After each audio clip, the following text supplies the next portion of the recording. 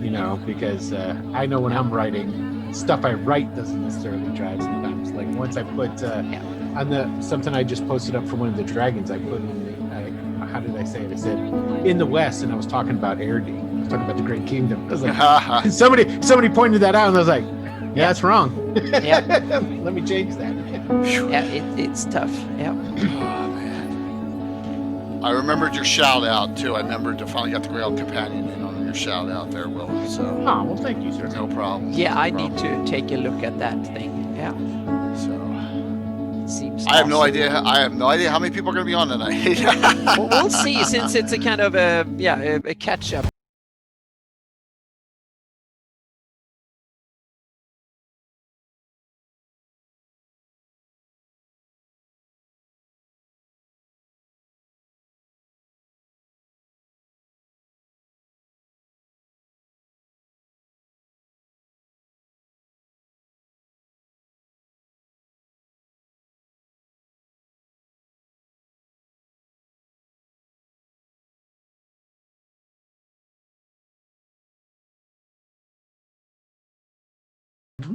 There's a couple on.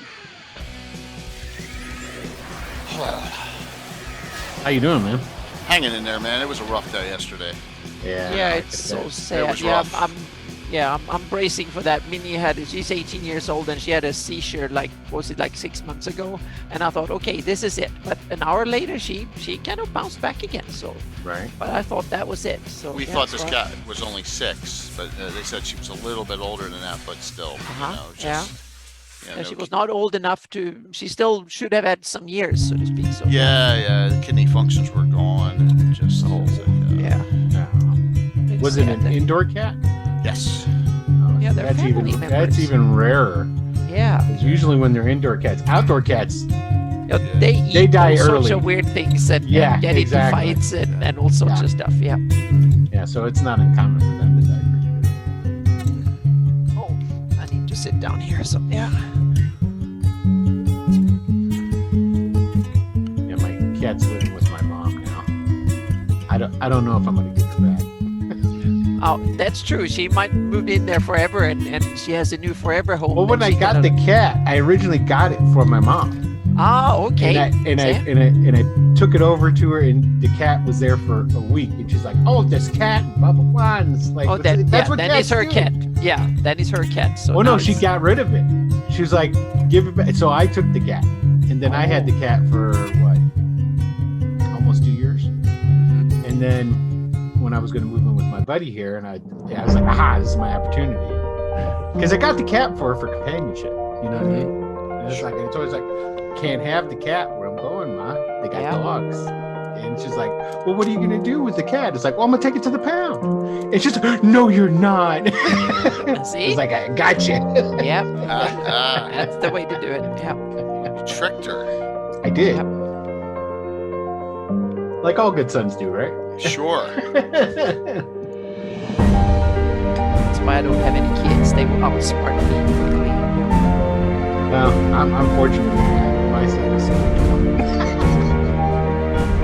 he's a good-looking kid, but he's not there. I'll give him a couple years. Let him I was smart just going to say, wait a little bit. He will Yes. outsmart you soon. Yeah. Well, that doesn't take much. Oh, yes, I think he will. I appreciate you both coming on. So tonight, you know, weird Monday night, but Yeah. I just think I got to do something tonight. You know, I got to. Oh, yeah, I have a meeting at 7, but that's my time. But yeah. I had a full schedule, but I told Mom that I couldn't. Yeah. Yeah, I was almost, but I'm the one hosting. We have a neighborhood meeting. So yeah, so I'm hosting it. So,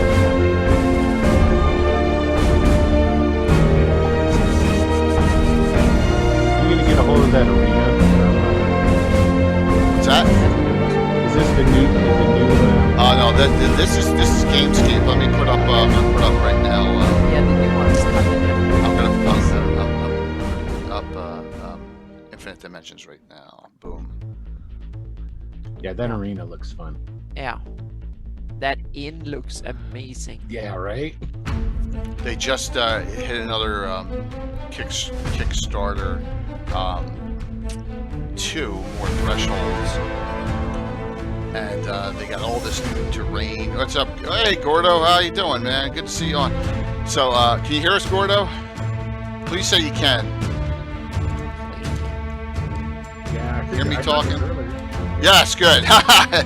Thanks, man. So they just they made accessories to the arena.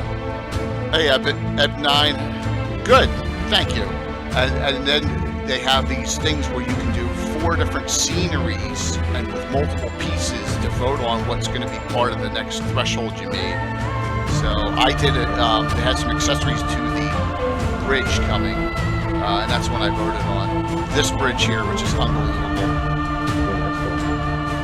That end though, man. I could have only imagined how long it takes that.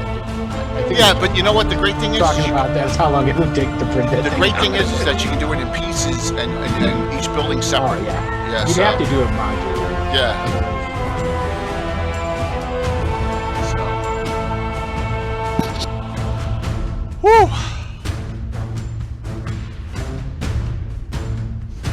But you know, they were very Infinite Dimensions was very kind to us. This pit, yeah, they got a whole bunch of new accessories coming out for this pit. If you do just the pit Kickstarter or bronze, silver, or gold levels, you get all the extra stuff too. So, oh yeah, I love the pit, man. Out of the 3, I think we would build the pit first because we would utilize it even in Greyhawk. You know, so yeah. Now you just got to get them to jousting. Well, we're working on that for, you know, that's what we're gonna have a joust competition for GaryCon. I was just gonna say, yeah. Yeah, we got some. We already have tilt wall. We already have the tilt wall. Brian and Sublime kind of figured out how to make it, so we have that. But we're looking at. See, here's the vote for encounters. Yeah, unlocks. Yeah, we did all that. So. Didn't you do the tilt wall? Didn't you do a joust on your stream once? No, we were thinking about doing it for. Talking about. We were going to do it for the 40th anniversre. And then with COVID messed everything up, so we're gonna do it for the main event for GaryCon. So, all right, you ready? Got a new entry screen here.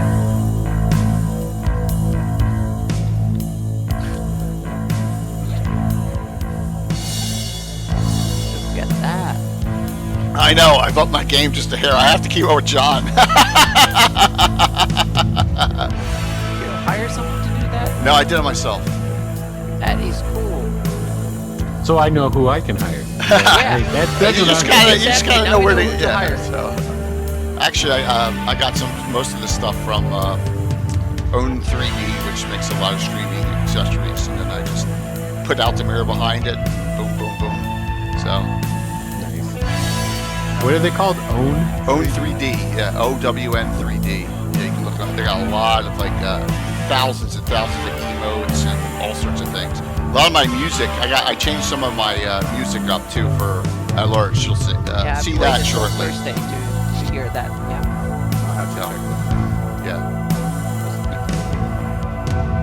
I have to make overlays soon, so I was like, Watch the different fire. stuff. Yeah. See, I got the fire wrapping around on this one, wrapping around the entry wow, banner. what? Whoosh, whoosh. Impressive, young Skywalker. Thank you. So we are here for lesser known treasures for Greyhawk. Some of them may not be of Greyhawk, but most of them are publications. I got a nice big stack here. And we'll see who we, see if the normal crew is hanging out tonight or not. We'll find out shortly. Thank you, those that are on. We'll talk about some of the things that have. Yesterday was a rough day for me and the family, so I appreciate Will and Anna coming on tonight. And Gary said he's going to try and make it too, so that'll be cool. And you know Gary's always late. So, all right, got some really, really nice publications to go over tonight. Will brought some really cool ones to the table. All the ones Will brought, I did not have, which is awesome. So Yeah, I went and did a little digging. Well, you did, and you did great digging. Good evening, everyone. I'm J.K. Lorcazamba, and you may notice after almost 2.5 to 3 years of streaming, I boxed out the video chats for the first time ever. Yep. Using a little Celtic bling here. So with me is, hey, Seeker, good to see you on. With me is the wonderful Anna Meyer and the fantastic streamer / blogger. He has like 2 titles now. Yeah. And that's William Henry Dvorak from Wicked Studios / Greyhawk Companion.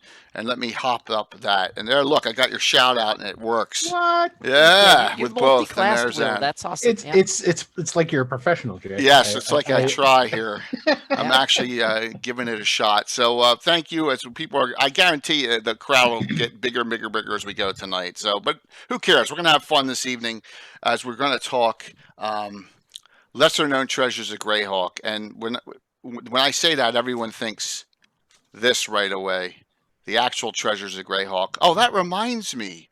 I know Canadian's not on yet, Patrick, but we have these to give out tonight. So if there's a lesser crowd, you may have a better shot. These are DM's Guild reprints of Treasures of Greyhawk, which is really cool, that Patrick sent to me.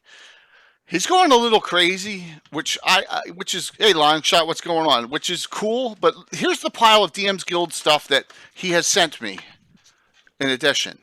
Wow. So we got a lot of great giveaway. Look, he even got even a Fiend Folio reprint.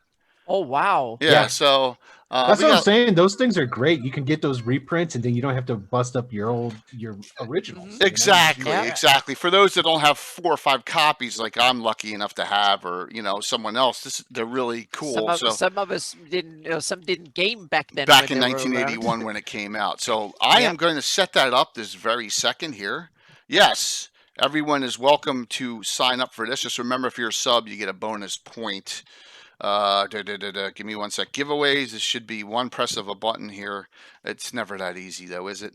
And that should pop that up. So yeah, tonight it's for 2 Treasures of Greyhawk, 1 each, of course. If we get like a hype train or something, I may even add a 3rd one in if I'm in a joyous mood here. But it is set. So what you do is all you do is hit exclamation point. Oh, Gordo, we do this all that every stream. I have 6 sponsors. I give away stuff almost every night. We're except for Wednesdays. Wednesday we really don't. Zytech knows exactly what to do. He's won a couple times. So yeah, it'll be cool. It'll be just take that slash off the back there. Long shot. I don't think it went in, but yeah, everyone's more than welcome to sign up for this. But you have to be on when we draw at the end of the show. Okay, I don't care if you lurk till then. You know the deal. So when you think of lesser known treasures of Greyhawk, Anna and Will, what comes to mind in general? Like treasure, right? Yeah, magic items was the first thing I had to when I first started looking. I was like, oh, we're gonna talk about treasure, magic items, and then I looked. It's like, oh, I see. This is one of the things that I bought when it came out, and then it was probably sitting for 30 years unopened or something like that. I didn't even look at it. It was one of these things. I probably just looked through it and said, oh, no interesting maps or something that kind of caught my attention right away, and I just put it aside. And then I started reading. I probably read it like 10 years ago when I started mapping, and then I kind of speed read it through and didn't find anything that I needed for my map. So then I forgot about it. And then we dove into it a few months ago, and I realized they're heraldry in here. They're maps. There are all sorts of cool stuff in here.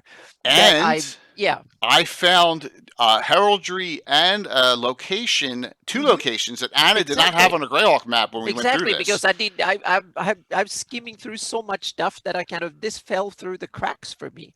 There's a dragon it's in sad there too. Because there is, and we're going to go over him too. Yes, it's really cool. It is a great publication. I know Joe Block, and the irony was he did it on his blog. He talked about this, and it just so I've had this planned for a couple weeks with all the guests. As everyone knows, the week before, Bruce Cordell and Sean Reynolds, I didn't think they'd say, "Oh yeah, we can come on the very next show." I thought they were going to say they could come on in December. So this show was supposed to be last week. Then it was supposed to be yesterday. And everyone, thank you for all the kind words. We had to put down one of our 2 cats, and it was a very rough day yesterday. But thank you all for the nice words in the Discord, in Facebook, and wherever else. Just calling up and stuff in text. Thank you. What's up, Lord Forth? So, yeah, treasure is what you think of. You think of monetary, you think of magic items. These are treasures for doing. And Gordo just said, big fan of your maps, Anna. I answered him in chat, so thank you so much, Gordo. Absolutely. Yep. So Gordo first came on watching Blue Box, and then and now he's understanding what a huge. And I got him into Cannon Fire and Discord. What a huge community we have here. Yeah. Awesome. So it's really cool. You keep on, just keep on participating. So what we'll do is there's so many of these publications that are TSR or maybe Wizards that aren't like known or aren't actually Greyhawk, but you can plop right in. Now we did this with Dungeon magazines, and we did this with other third party. This is mostly great TSR publications for the most part, but we got a couple that are off. So Will, since you were so enterprising, I was. You were. What do you? You were. Pick one of yours, and we'll give you an example. Hey, Select. We'll give you an example of what we're talking about here. Well, the first one, because I want to save 2 for later, or you can bring them up when you want to. Sure. Is the Vortex of Madness one? Yes. Okay. Let me scan through this. It's one of the last. I think it's one of the last AD&D, so it's a first edition module, if I'm not mistaken, right before the changeover. Or it's right before the changeover. Yeah, it's black bordered. Edition. There it is. Vortex of Madness by who's it by? Chris Promise. Mm-hmm. Yes. Okay. Well, why don't you discuss? I don't think I've ever seen that one. Yes, that's a new one. And none of these I've played. I just kind of found these when I was doing like some research for trying to find some obscure Greyhawk stuff. Yeah. And this all has to do with Lum and his magnificent machine. And it's sort of like another like one of the pocket dimensions or something like this. This is essentially Lum's his laboratory, and it has to do with him, his magnificent machine, and everything along those lines. And everybody knows that Lum's from Greyhawk. Yep. And it has to do from what I've seen, it expands on Lum's history in his past, which I don't think that he was really written up much at all anywhere else. So this, as well as giving you a high level adventure, giving you more of Lum's inventions, it also gives you more history on Lum the Mad as well. So I thought that was kind of cool. But I haven't played this one yet. I want to play all of them now. Well, yeah, absolutely. A lot of these I've been sitting on them forever. And I just whoops. See, now here's the thing: when I turn off the scroller and turn it back on, I got to be careful that I don't crash everything. I really like. There's a lot of series here. The black bordered ones were as Bruce Cordell put, that generic era that they did in second edition, right? That it can really fit in, and unlike Treasures, which actually is Greyhawk, but a lot of other ones are not, and there's so much content out there that is like forgotten because it's not like Forgotten Realms or Greyhawk or Dragonlance or even Birthright at that time. It's all it's its own. So if I go to this one here, which we talked about when James Jacobs was on, Red Hand of Doom, it's technically not Greyhawk, but it has been placed, even out of place. It's been shoehorned in a way, so to speak. So that you tilt the map 90 degrees and twist it a little bit, and then you can kind of put it in there. So. And you placed it's in that area near. I think it's in Styric, southern Styric, if I remember correctly, somewhere that along the mountains of the western Sheldamore Valley, somewhere. Yep. Another good example is the one you were talking about the other day, Jay, the Bastion of Faith. Oh, yeah, Oh, absolutely. yes. But that Yeah. actually says Greyhawk in it, though, doesn't Yes, It and says you have the other Greyhawk locations deities too, and- though. Yeah. it? Okay. Yeah, But it and, has the Greyhawk deities. yeah, and I actually didn't. Yeah, it has Heronius and Hexter in it, and it tells you where to put. You could put the Shield Reclaimed, which I did the big Pinnacle Hall, which I put right in Crit Wall, and it's one of my top 5 of all time references. And I really Bruce Cordell, I really kissed his behind on that one, really saying how much I loved that one. Yeah. So what's up, Dragons and Dining Room? Good to see you. Thanks for coming on. I know it's a weird Monday night that we're not on.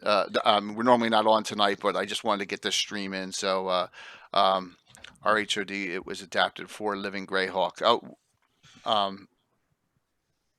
Which RHOD, it was adapted for Living Greyhawk. Is that which one's that one? Right-handed the Doom. Red Hand of Doom. Oh, Red Hand of Doom. Yeah. Yeah, Okay. Yeah. Duh. Mhm. Duh. Yeah. And then I it would think- the Red Hands in the Shieldlands, though, isn't it? Yeah, it's the Yeah, thank you. that province that he defected with Alhester. Right. Right. Yep. Yeah. So it's kind of weird. But yeah, I gotta. Yeah, the map doesn't fit that area at all. So I haven't read it in absolute detail. So I just took someone's who I thought would wiser than me advice. So I should probably read it again, and we can probably squeeze out a thing or two. Yeah, and so that is one that is definitely been added in, and I could not. I thought I had that, but this is the pile of those that I deemed for this discussion today, but I couldn't have find Red Hand that of one. Doom. I'm I have almost Red- positive I have it, but that's the one that I couldn't find. It's not in this pile, but like there's a series of those that look It's in the top 25, top 50, though, isn't it? The Red-handed Doom of I all think time it's- modules. of all time. I think so. Oh yeah, it was it- very popular when it came out. It possibly could be. It has the same feel as this. Here they are. These are the ones I wanted to talk about. Sinister Spire and Fortress of the Wanti, right? And these are this one's Bruce Cordell and Ari Mamel, and this one's Ari Mamel. Now, Bruce Cordell told us that these were kind of adventure. You could do them all in a chain path. I think Red Handed Doom fit into that listing because they look almost identical as far as modules go. Notice they're both shrink wrapped, and I haven't opened them, so it's one of those settings. I don't know where I would place these. If anyone placed any of them, I will, man. I will definitely, because we want to talk to you about Gary Con and what's going on. I'm gonna have an announcement at the end of the show, a huge announcement too. It says the waters of a sunless sea. So this one's Underdark, which means you can place it anywhere. And evil Wanti conspired to destroy a kingdom using dark rituals, but so there you go. So who know? Not sure, but we know where Red Handed Doom goes. So definitely a good one there. Why don't we do this? How to use this book. Yeah. It says it right here. How to use this book, page 3. Wow. Let's see what they said. How to use. It's the encounter format and stuff. Yeah. If you're going to be a player in these adventures, stop reading here. Oh, there you go. This book is organized by author with the more complex and higher level adventures placed toward the back. So basically, these were short and long Gabbin adventures that you could fit in. Most of them are designed for an evening's play. All right. It has a loose, you could play them back to back as like a campaign too. I think you like could, but it's all over the place. I mean, as far as just like Fate Istis, where it's got the thread going through, but you can play them all individually. True. Yeah, but are these connected in any way? I don't get the sense They're not they are. connected. No. Yeah. I know the ones in the back, the one with the red dragon, and the one before it. I know those two are. All for a hat and a sword for a hero are connected. Yeah, those two, because that's the one with the dragon and. Yeah. So, Gordo, you bring up hey, what's up, Romans? You bring up a good point here on Underdark, right? There's not enough Underdark. Did I already go by that? There's not enough Underdark. There's going to be February 19th and 20th. I was waiting for it. That was a softball, Jay. You just threw it right up. It was a softball and a half. Yes, the 24-plus-hour Greyhawk Mega Stream fundraiser event, Underdark Uprising.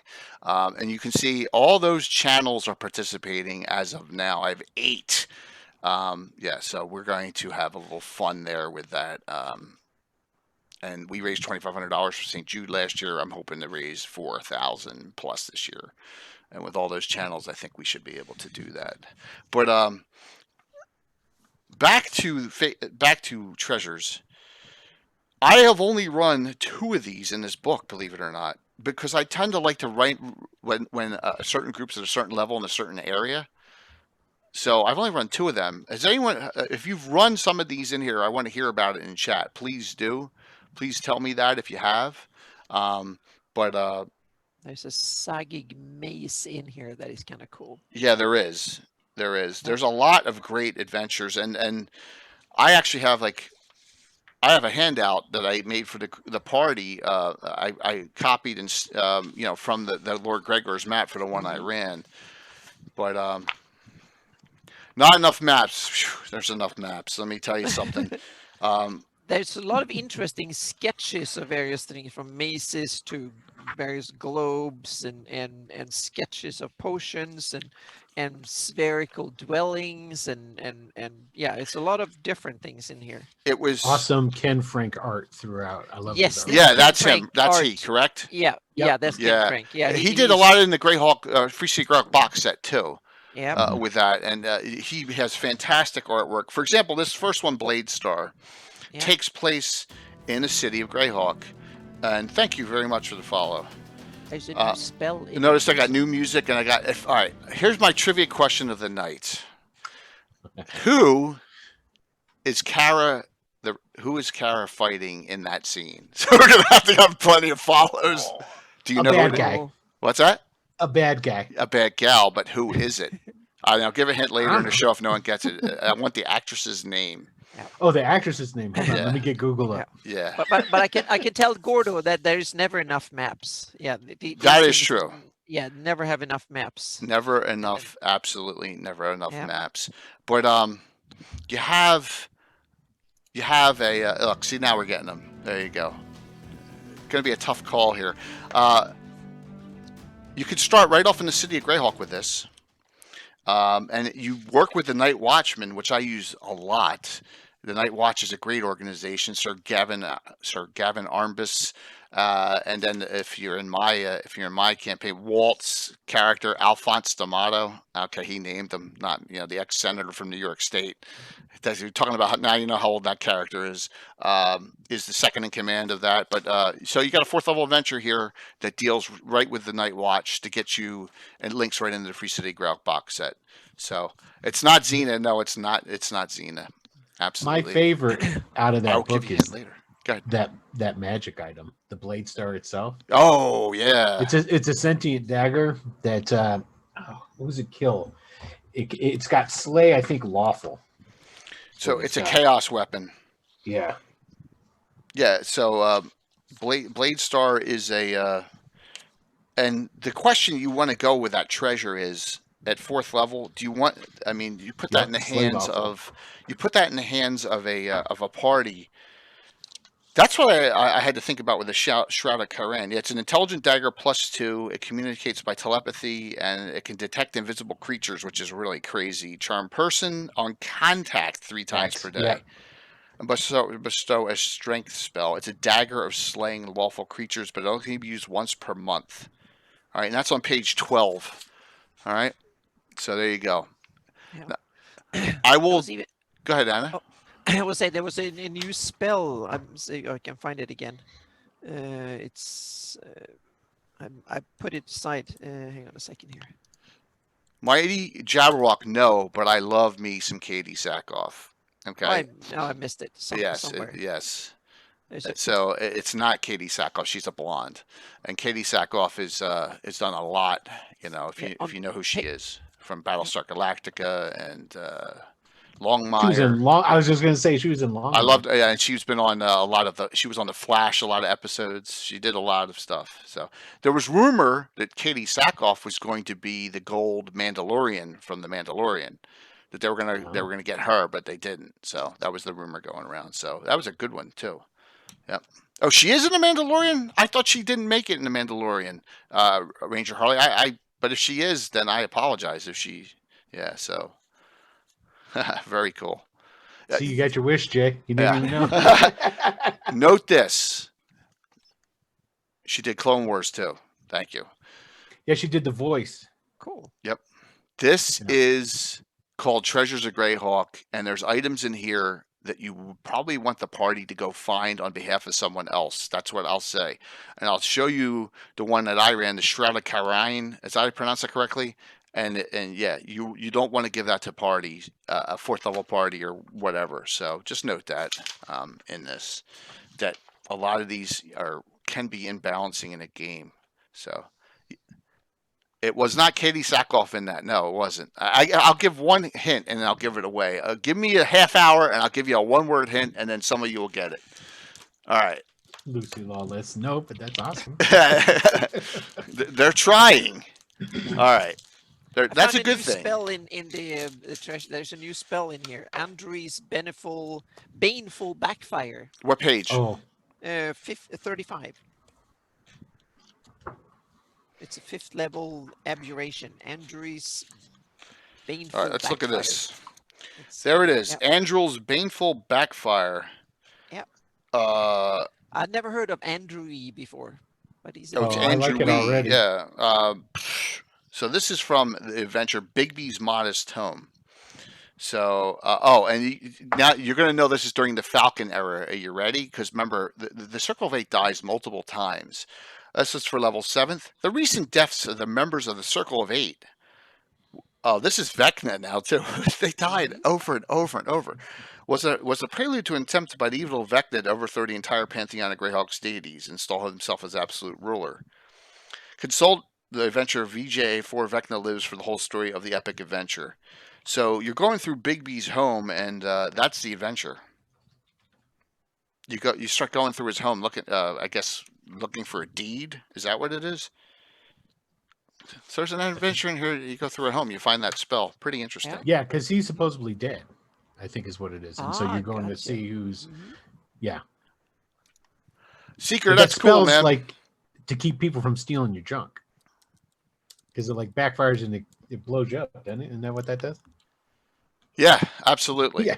Absolutely. So Will is on. Hey, Will, how you? I'm sorry, Carlos is on. My God, you guys got to give me a break here because I can't claim. My brain is a little fried. Carlos, we'll have a stream tonight, I believe. Yep. Carlos, and we will stream. Awesome. We will raid into you tonight, Carlos. Yep. Okay, absolutely. All right.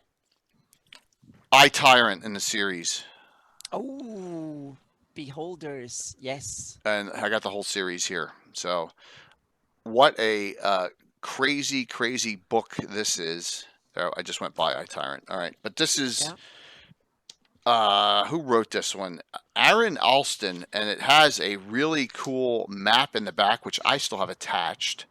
And it shows all the different ecological doings of all beholders in here, right? And abilities and lairs. Here's the Beholder City. It's all in this book. And then there's a trilogy of adventures. Is this show a podcast because we should vote for another word going around? Yes. Yes, it is. Absolutely, please. If whatever words that, if it's an end, please do. I would really appreciate that. Podcast streams, is roughly the same thing. That would be very awesome of you. So here we go. Eye of Pain. I don't know where would you place these? Anyone have a suggestion? I think I studied them, but up north there's some caves and stuff with beholders in it. But I was thinking they are not placed in the adventures. Ooh, not in Greyhawk. Here's a whole map. Remember, it's a generic setting. Another treasure. I think you could put this almost anywhere beholders are not typical to any particular environment. They're kind of magical, weird beasts that kind of can pop up anywhere, I guess. Yeah, What levels are those? I'm thinking. Oh, I'm thinking because I'm looking at this map, and we put so much over there because I'm only west side of the map. This reminds me of Dim Forest area. Now I could be wrong on that. Yeah. Grand March may be another great place because you could tie it into N1 and just have it there. Yeah. I think that I looked through it and I didn't see a suggestion on location. Carlos, if you ever decided where to put these or the Sea Devils? If you did, let us know, man. So yeah, I think I I saw you. took some ideas and stuff around beholders and then kind of tied them in. I haven't used beholders often, only a couple of times in decades, so they haven't been often. That was a long time ago. So maybe it's time again to look into beholders. Yeah. They're a great boss because you can take on a party pretty easily. Yeah. They have so many different, you can shoot the eye stalks in all kinds of different directions, what have you. Maypit, I would greatly appreciate it if you did that. That would be wonderful. Thank you so very much. Yeah. I would really love that. So I would just say with iTyrant, there's plenty. Greyhawk's so open. There's plenty of places. It's a fantastic series of 4 references. I don't think they're that expensive either. Are they on DM's Guild? I'm not sure if they are, but I'm sure the PDF is. Yeah, they usually, what is it, like PDFs of like $4.99 or $9.99, I think, are the standard prices for old D&D stuff on drive-through, and a few of them are probably like 12 or 13, 14 bucks, but not more than that. So where is the Pearl Sea, Anna, in Greyhawk? It's down far south. It's Pearl Sea is really, it's the far south of Scarlet Brotherhood, way south of the Darlene map. So it's about 1,000 miles south of the Darlene map. It's the big southern ocean, so to speak, south of the Flannies. So Captain Mymore says the Sea Devils is placed there. Oh, so cool. all right, you have you can always relocate it. You can always put it out near Salt Marsh for another storyline, or move it into the jungle area, or move it to the Sea Barrens. Yeah. Mm-hmm. It's like a big tropical ocean down south of the Flannies. So yeah. And I want to recommend these because we've already, last week we had, this is Skip Williams, and these 3 are Bruce Cordell, who we both had on the show last week. So we know it's quality work by all of them. So some other hidden treasures there. Oh my gosh, we almost have 100 people on Monday night. Thank you all. I really appreciate your kindness for hopping on. And thank you, Amanda, for the resub there. Those scale, Jay, those ones that are 4 episodes, they like start off at. Oh yeah, just like the U series, absolutely. So if you start with Evil Tide, let me see if it has a level in here. Because it's got to be in here somewhere. It's probably on the back. 5 to 7, 6 to 8, 7 to 9. Okay, so they do. So it's sort of like an adventure path. Even. Yeah. Absolutely. Now for iTyrants, let me see. You go 4 to 8, 6 to 8, then 8 to 12. There you go. Okay.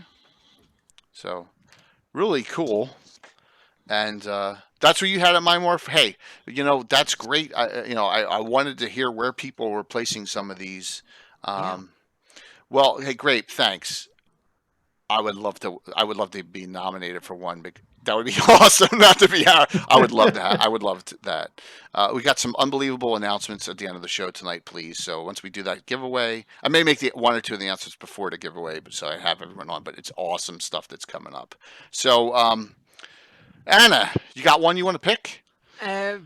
From these, I'm thinking that I don't know so much about. It's Tristor up in you stole one of Will's. Okay. Sorry. No, go. I just saw it in the beginning of the thing, and I don't know much about it, but you guys know way more than me because the only thing I kind of know is that Trister was placed up in the troll fence up in the Pale, I think. Yes. That's basically the only thing. So if you guys can tell me more about it, I'm all Why ears. don't we hold off and see if Gary comes on in the second Okay. hour? Ooh, Perfect. that'd be Then good. Because it's Living Greyhawk. It's the only Living Greyhawk one that was ever published.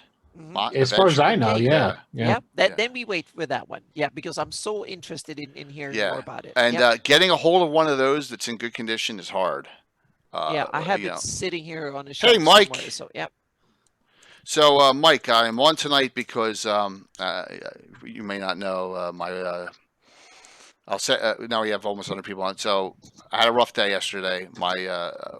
We took one of our cats to the vet who was not eating, and it ended up that we had to put her down last night. It was a rough night for my wife, myself, and my son, and we just didn't stream last night. And I wanted to have the stream still because it's a great topic. Thanks, Mike.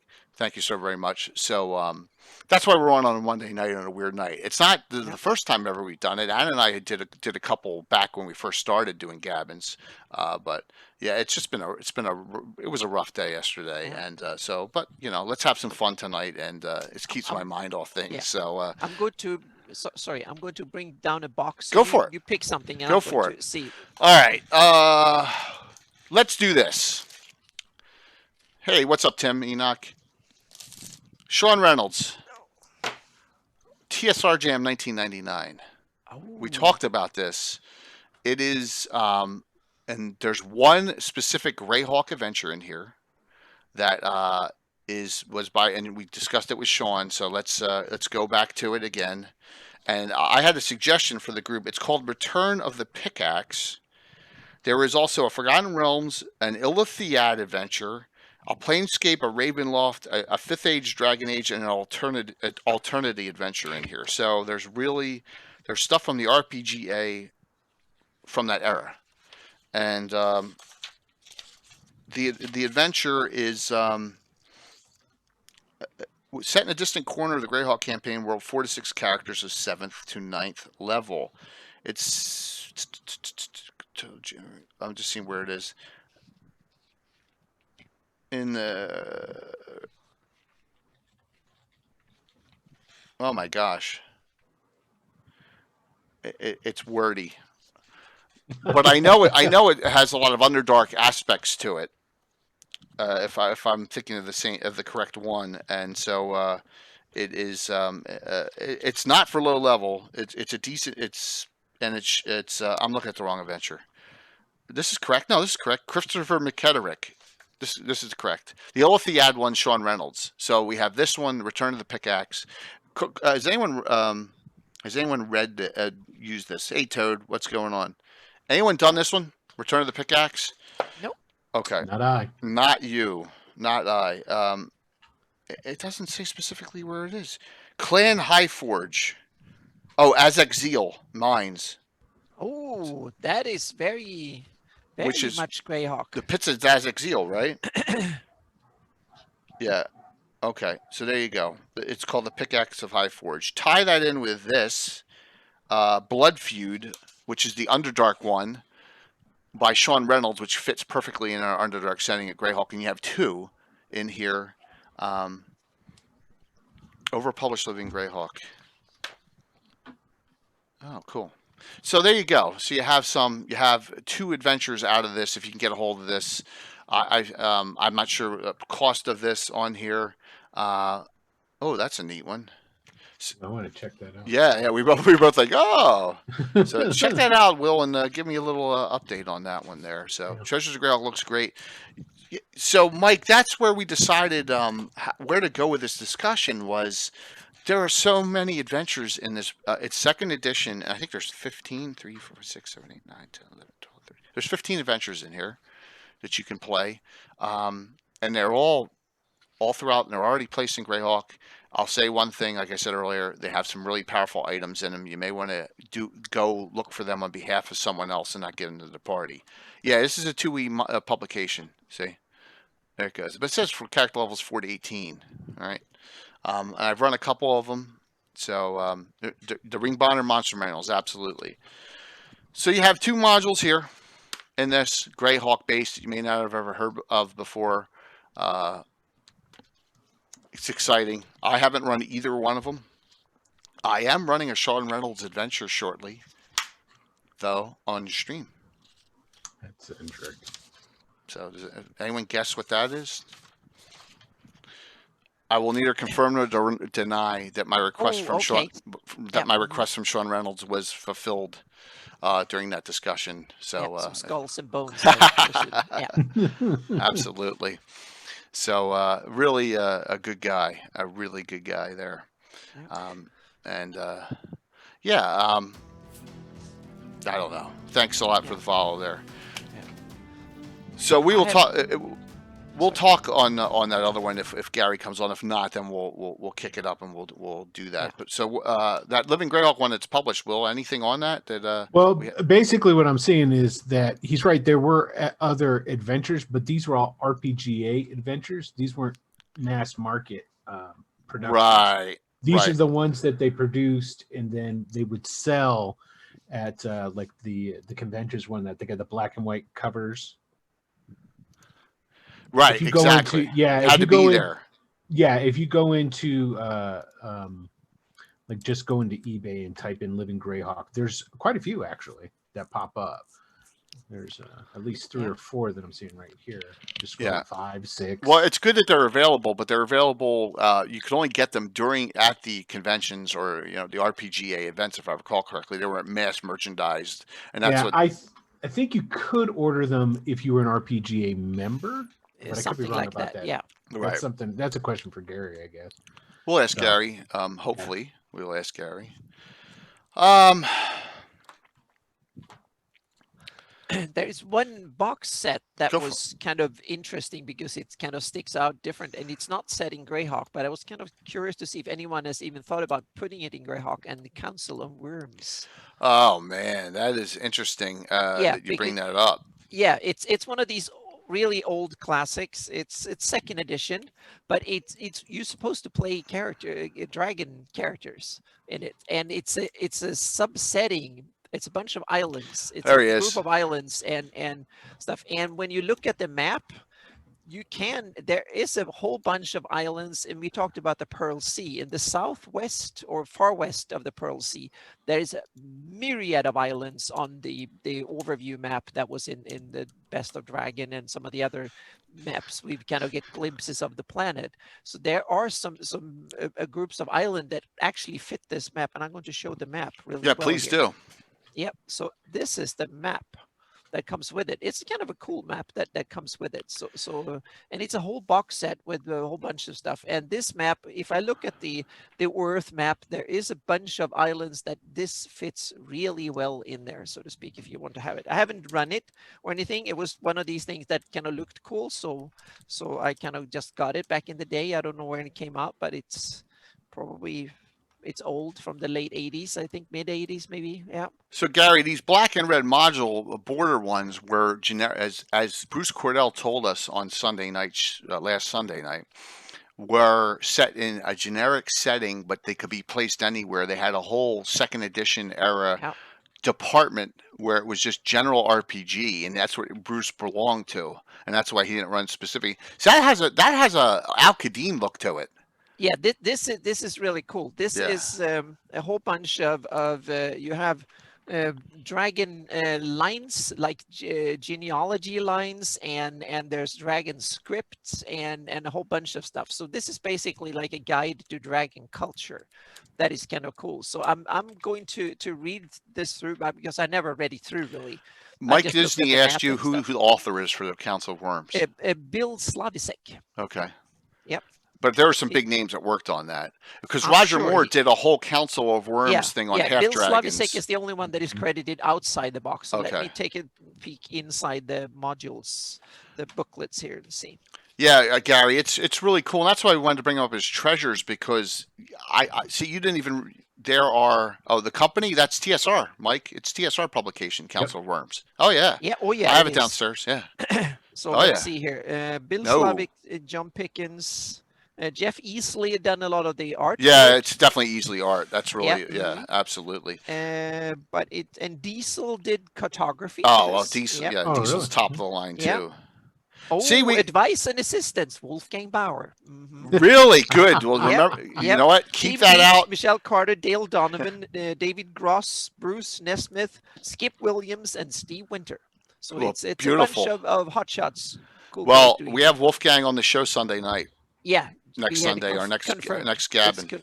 It's confirmed. There you go. So Yep. I'm gonna hit that up right now. Boom, Wolfgang next Sunday. Yep. So that is awesome. Yeah, so that's something he had a hand in back in the day. But it's not Greyhawk, but it's kind of a cool thing. You can take some of the rules from this and Dragon culture and incorporate it if you want to, or you can convert some of the islands down there in the Pearl Sea to be this setting and incorporate it whole hog. I've seen talks about it. I just wanted to mention it because it's been sitting for years on my shelf and I never really gotten into using it. So, Mike, I will do that. I shall ask him where he would, if he would remember where Wolfgang would place it. So, look, there's Patrick. So, Paladin in Hell. Paladin in Hell is the the picture in the Paladin book where he's fighting the demons, the devils. They turned that into an entire adventure. Is that a Promise one? I don't have that one in my pile. I know I have it, but I don't have it in my pile. I have it somewhere. Yeah, so that may be another Chris Promise one. Yep. So Seeker, where did you put that one too? How many It's from that episodes would you have same said you period. have broadcasted total in 2020? Wow, so you're talking about Gabbins, or are you talking about full streams? Grape? I mean, that's a tough one because if it's full streams, if you do 3.5 a week times 52, so 180 is a guess of total streams. So, yeah. All right. So here, the giveaway. And Patrick's on. Here we go. You got 2 of these treasures of Greyhawk. If we hit a hype train, I may do 3. Because and Patrick, I got all that other stuff too. Thank you so very much for your kindness to the stream and to helping out everyone. It's been a fantastic couple weeks. Paladin in Hell. That's another one of that time period where it's the black border, along with Apocalypse Stone too. Yes, the and Reverse Dungeon. Yep. Which I stayed away from them because I wasn't like, I wasn't sure where they. I don't have them specifically. I have a ton of black bordered ones here tonight. The Apocalypse Stone is specifically a campaign reset. That's what it's designed to. So, like, if you'd run your campaign for so long and you were tired of everybody was too high level, the Apocalypse Stone comes in, destroys the world, and clears the table. Okay. So, in the Guide to Hell, Secret St. Cuthbert Order of Devil Hunters, founded by priests who left the Church of Rao. Very cool. Very cool. I did not know that, Seeker, and I'll have to check that out because I'm glad to see that they were using Greyhawk deities, which is really cool. Is there a placement location in that where it would take place in Greyhawk? If there is, let me know. So, yeah. So Patrick's been giving us stuff, and I got your order today. I'll show you for giveaways in the future. Fiend Folio reprint, 3 Hamlet module reprints. And I may be greedy on these because I don't have either of these. I may keep one of each of these if you don't mind, Patrick. But X5 and X6, Quagmire and which is really cool, and Temple of Death. I've never run them. I may look through them. So, plus some other stuff. Temple of Death's supposed to be really good. Is it good? Yeah. That's what I've heard. Yeah. Making you go crazy? Well, Mike, we don't mean to do that. So, It also implies the flight of fiends did not affect the devils. Well, I kind of agree there, Gary, because when I think of Ayus and the Crook of Rao, I think of demons. I don't think of devils. I think of only demons in that case. I don't think of Slod. I don't think of Demodons. I don't think of any of the other stuff. I just think of demons in that. So, in the Greyhawk in Ward's book, doesn't it say it states it as fiends? Isn't that the verbiage? Now, does fiend mean devil or demon? I always thought fiend meant demon. All the netherworld creatures. That's how I interpret it. Could someone please link DM's Guild for that request for Toad the Gobbo, where he can find DM's Guild and all the Greyhawk reprints. So I couldn't find a Paladin in Hell, but I found some other interesting things. I have found one that is kind of cool. That is definitely set in Greyhawk because it has the Greyhawk. Oh yes, well Yeah, that's part Castle Heart. Castle That's Heart. part of the castle set, and I have Yes. that on here. Here we go. I'm going to show you. Okay, cool. Yeah. This one, you got. They got into a fight on. It was either Cannon Fire or Greyhawk Online. I think it was Cannon Fire. Oh, there's Josh. Hype Train. There we go. Oh. And it's covered now. The castles. There it is. It's covered. The castle set. There, second edition, and it had all the cutouts and stuff. You could build your own castle out of paper. Yep. But it has the castle part of it, and it is a very, very nice reference. Now, it also, I believe it's Barduk from Patriots of Ulick is in the exact same spot as Castle Heart, and you put it right next to it on the map up there in Friundi on the Vang River. And the argument, well, what Barduk doesn't mean anything now. I said, well, you can move stuff around, right? Oh yeah. I forget who had that argument. There was a discussion going on. Okay, I missed that one. Yeah, it was. I think it was Saturday. Oh my God! Now remembering when discuss. It's one of the best illustrations. Yeah. Yeah. It's one of the best illustrations. I love it. But what I don't like about this castle is it doesn't look medieval to me. It looks like something later that should have cannons on it. I was just thinking the same thing. And the earthworks around it. Exactly. This one, the person who looked at this castle had never seen a medieval castle. They only seen later ones with cannons from 300-400 years after the medieval period. So just like a little side note, meaning this is a cannon, a gunpowder age castle with some medieval crenellations on top. But anyway, the illustration is beautiful. That's what it was a cool, like they were experimenting during second edition. Battle system, Gordo, is fun, but there's some glitches in it, and the number one thing that I remember of that was halflings were almost invisible the entire fight in battle system. A halfling unit, you could never locate them, which was really crazy. And it seemed too easy for units to break, but it was for its time. You could use it. You could really, it's the age of 3D. And remember, I'm going to say something about our dear friend Len. Len loved those maps. Remember, he loved them from Strahd and from Ravenloft as well. So that was an era when dungeon maps looked like this, and maybe they're kind of cool because you get a good view of what the place actually looks like. So it's kind of cool. What was the name of that supplement that they were talking about? That was a battle system. Who was that? That wasn't. It wasn't Mona. Was that when Cordell or? There have been several just recently. Ones. Yeah, they brought up, and you're like, oh, that was a battle system. It's been. It was Cordell or Skip. Was it Skip? I think it was Skip Williams. Was it Skip? Yeah.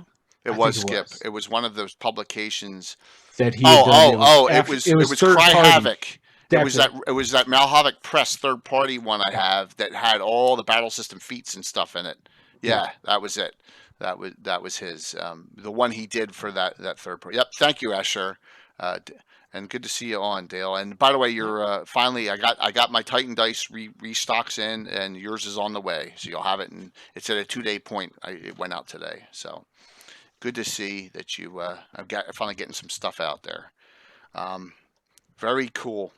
So here's another one that I found that is kind of cool.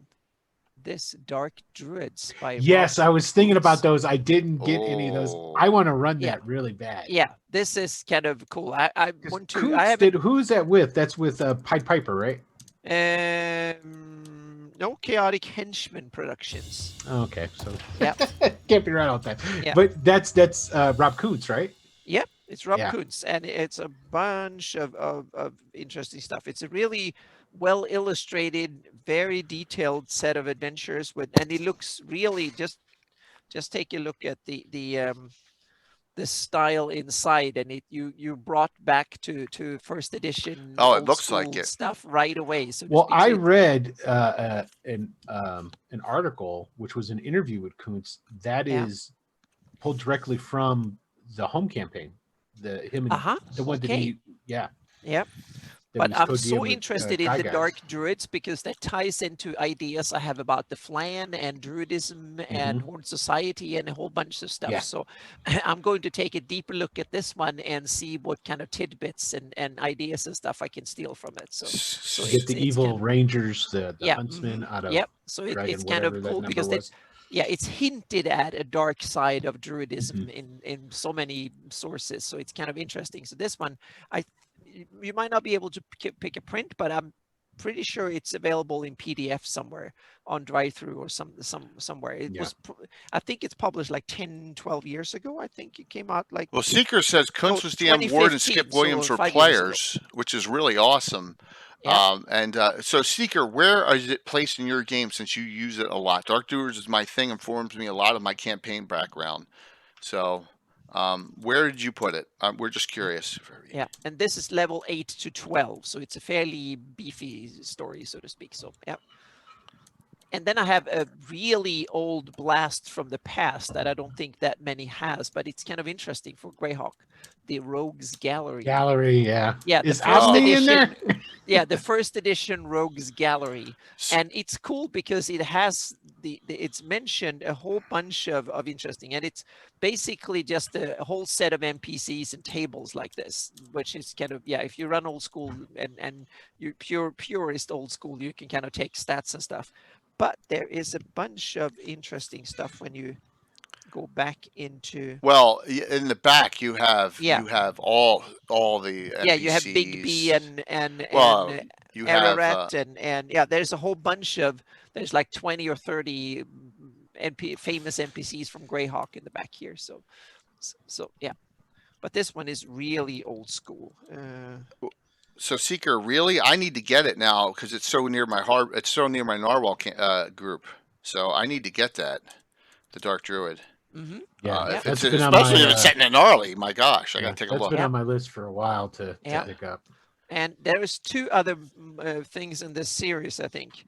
This is the I forgot which one it is, but there's also listed the Fane of the Poison Prophecies and Many Gates of the Gan. Is another one that is, those 2 are listed in the back here. So there are other Rob Coons modules. I don't know if they are part of the same series or set in the same whatever. We gotta get him on. Yes, we have that's to. Like the next. That's like the next. It's one of the projects we need to get. He published too the Al Haja, or I can't remember. Al Raja Keys. Al Raja Keys. Thank you. Yeah. He actually published that too. Yeah, this is from 2015, and I Didn't think there's Alan previous stuff help and earlier and later too. So didn't Alan Growy help him with the publishing? I think so. Yeah. Yeah. So we might have to ask Alan more about that. So, but I just found it on the shelf, so I thought it was good mentioning it here. So yeah, that's something that could be used. It's still available from Chaotic Henchman. Okay, perfect. Link it in chat if you can, Will. Yeah. If you don't mind. Yeah. Do I get to hit twice? Sorry. Go ahead now. Go, Craig. Ask the questions, man. It's cool because if someone will answer it, whether it's our great chatters, and I don't see. This is where John at Blue Box has a little bit of genius. He calls his chatters the mad chatters, but if I call mine, can't call them that. You know, we have the experts here. Exactly. A lot of our chatters, like Seeker and Oblivion and Prophet Smedger and Prometheus, and they're all and Ashur the Bear. They're all very knowledgeable. Amy Crittenden, Big Mac. Look, Big Mac's on tonight, man. Piazza it up. Yeah, I'm coming in September next year. Yeah. Is that what? Yes, Legendary Villains Dark Druids. There it is. It's available for PDF for $4.99 from Legendary Games. There you go. And Drive-Thru RPG. Yep. So there you go. Thank you for that link there. I've wanted to run a campaign with that for a long time. I just never have. Well, I'm gonna get it probably after the show, just in PDF right off the bat because it fits right in. What dragon is the huntsman in, Jay? And I'll test your knowledge. What's that? What dragon is the huntsman in? The Evil Ranger. 102. It's early. It's like 92. Is it 92? I'm guessing. I'm guessing. I have to look. I've got stuff for it. I have it. I just would have to go digging to go find the actual number. Ask that question in chat. They'll get it. The Huntsman. Yeah, the Huntsman. What's the Huntsman in chat? Yes, please. Huntsman It's with part of dragons. an adventure So in a dragon. So you know it's Michael earlier. Zudrak is thank you so very much for your kind words in the text to me. I really appreciated it last night. So just note this: Dark Druids. I've placed all these. I'm going to hype up a sponsor now. All these Troller, these aren't like the treasures, but all these I placed in the Narwhal Gnarly Forest area for use in my. I may not get to all of them, but in my campaign in Greyhawk, 6 of them. So just note that it's exciting. They got some really good things. I hope he talks them into putting out the PDFs of their older ones. They're working on a lot of new things too. Yeah, so because that would be awesome if they could do that. Yeah. Google says Dragon 102. I was right. 102. Okay. Impressive. Damn, I was going through. It's mentioned in from Dragon 18, 35, 40, 51, 68, 80, and 102. And I was going through them one by one, but I didn't get to because they were Huntsman would mention in some other context. So. Well, there's a monster called the Huntsman. It happens. Oh yeah, back. there was That's some like 32 NPCs or something named, like that. Yeah, the Huntsman and I did a revision. I text. did a 5e revision of that on my blog. But the Evil Rangers, what I was thinking of in particular. Yeah. So wow. So honestly, that was pretty much a guess from me. So no, that wasn't a guess. Don't be so. No, but hang on a second. Now I need. You to remember find the names of minor NPCs from a campaign 20, like from an episode that was 25 years ago. So I don't want to hear it. So it's all about gully dwarfs is in the same. Oh. So Gary, if you're on, we're waiting for Fright at Tristor to discuss when you come on. So get on here whenever you can. We only have Anna till like 9:30 tonight because Anna's got and that's I have normal 2 hours. She's got a real life meeting there. Yep. See now, look, Josh is knocking me down a peg. So next time you do that, pull your Clark Kent glasses off. Don't give him too much credit, Will. So. Great, two big announcements tonight. We'll save them to the end of the show, though. All right, let's talk about this one. I ran this Shattered Circle. Bruce Cordell talked about it. It's black bordered. I can't remember where I placed it in Greyhawk, though. It was so long ago. Episode like I did it like Adventure 400 in that realm, but there's a city, Cahel Vaniel, which sound so named by early Sulwese settlers. It's simply a ring of they're talking about the Sulis in this adventure, this Bruce Cordell adventure. So I'm thinking Shaldamar Valley right there. I was going to say Keeland, yeah. Yeah, I'm thinking Keeland. I'm thinking maybe Duchy of Ulick in the northwest. I'm thinking Geoff. I'm thinking Grand March. I'm thinking Bissell. Many places that you can put this. Does anyone place this specifically in Greyhawk? Let me know. But the adventure on this is kind of low, which is good. And I remember, and here's the funny thing, and I still have the screen of the characters that played in it inside. And some of these characters are now in the campaign 9th, 10th level, and in this one they were 1st, 2nd, and 3rd. So that's how long ago it was. Yep. So another real good black bordered one, and like I said, specifically mentions the Sulis in here, so we know that Bruce Cordell had Greyhawk on the mind when he was writing it. So big announcement, virtual Gray Space Con. No, it's bigger than that. Big Mac, it's bigger than Virtual Gray Space Con. Trust me. We leave that to you. It's a humdinger. Oh, if you ever saw, what's your language, Jay? No, that's kind of Scandinavian. Yeah. If you ever saw Bulbadorum when he throws that, that was a humdinger. Well, it's a humdinger. Yeah. It's a humdinger tonight. Trust me. So, not necessarily Craigor. I'm not a big 5e guy, but you probably don't have to use a bonus action. It depends on what style of fighting you have too. If you're a battle master, I think you can automatically fight with 2 weapons. Is that correct, Will? What?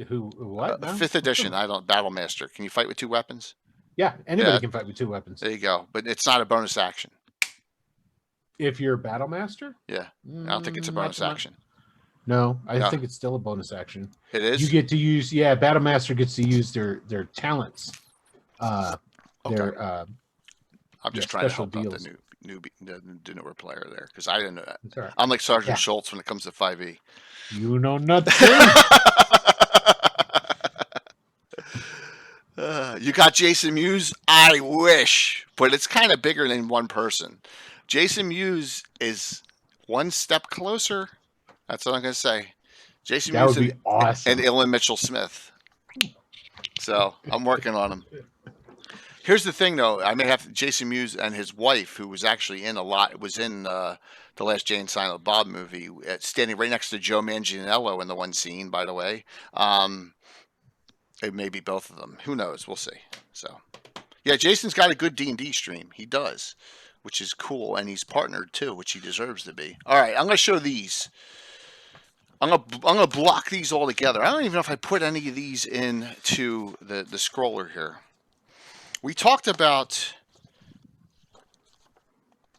city sites with Bruce Cordell, right? We talked about city sites. Here's some more. Den of Thieves.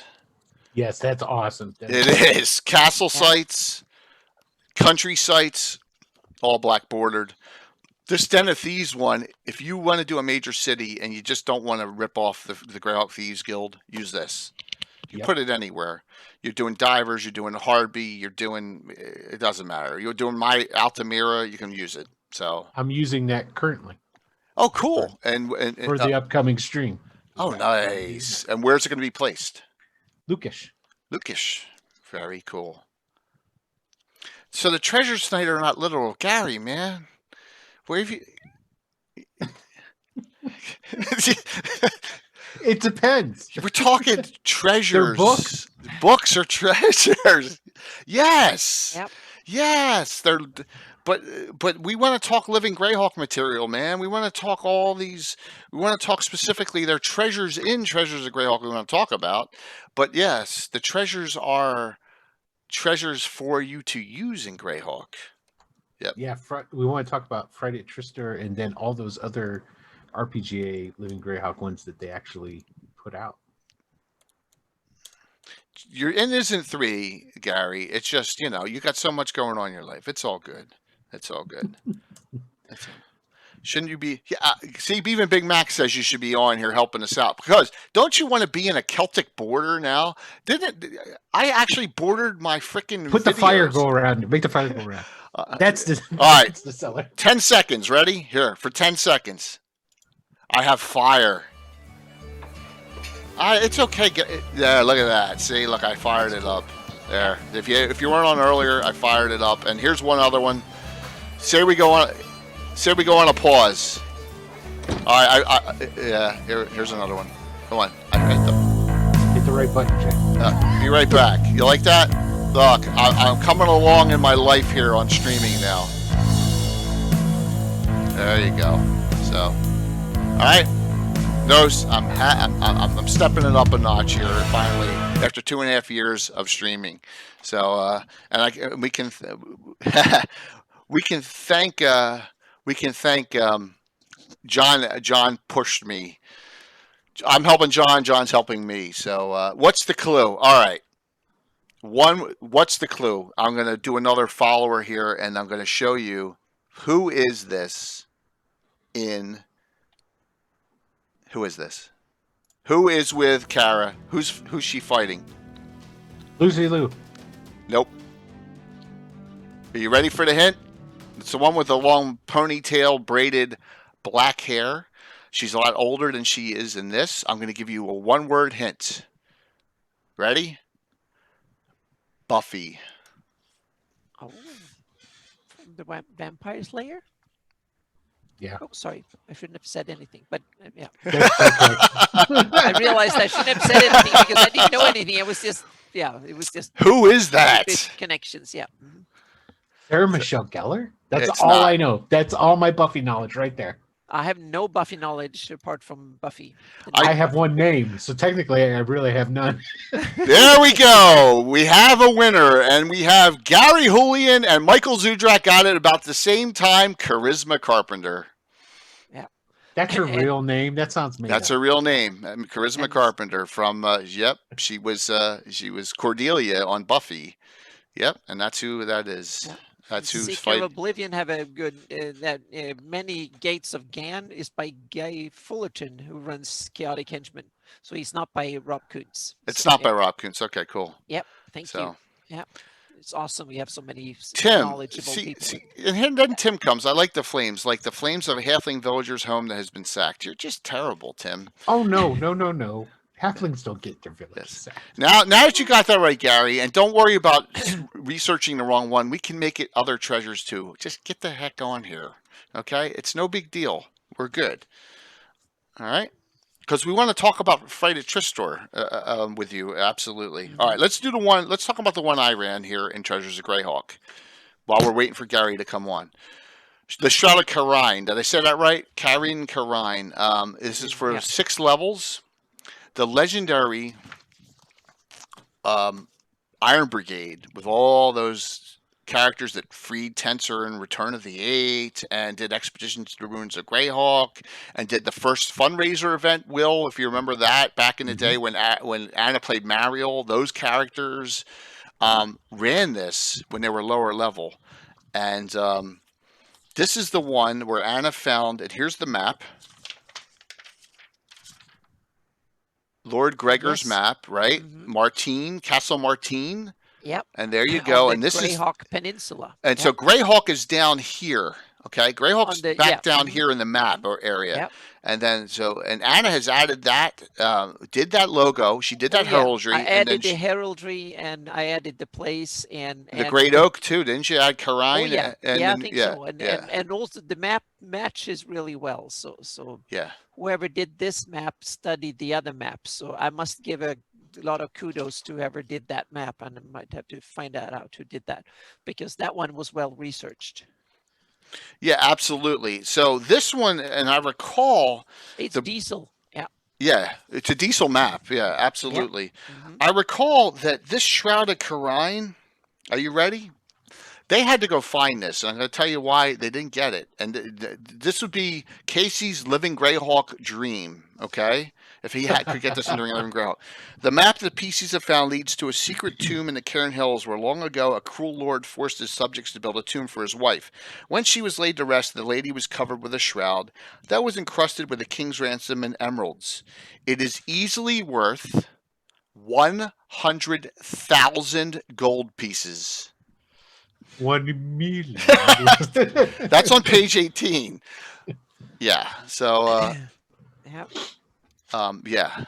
You don't want to give that out. I swear to God, it says that in there. Give it out and then just have it stolen. Yeah.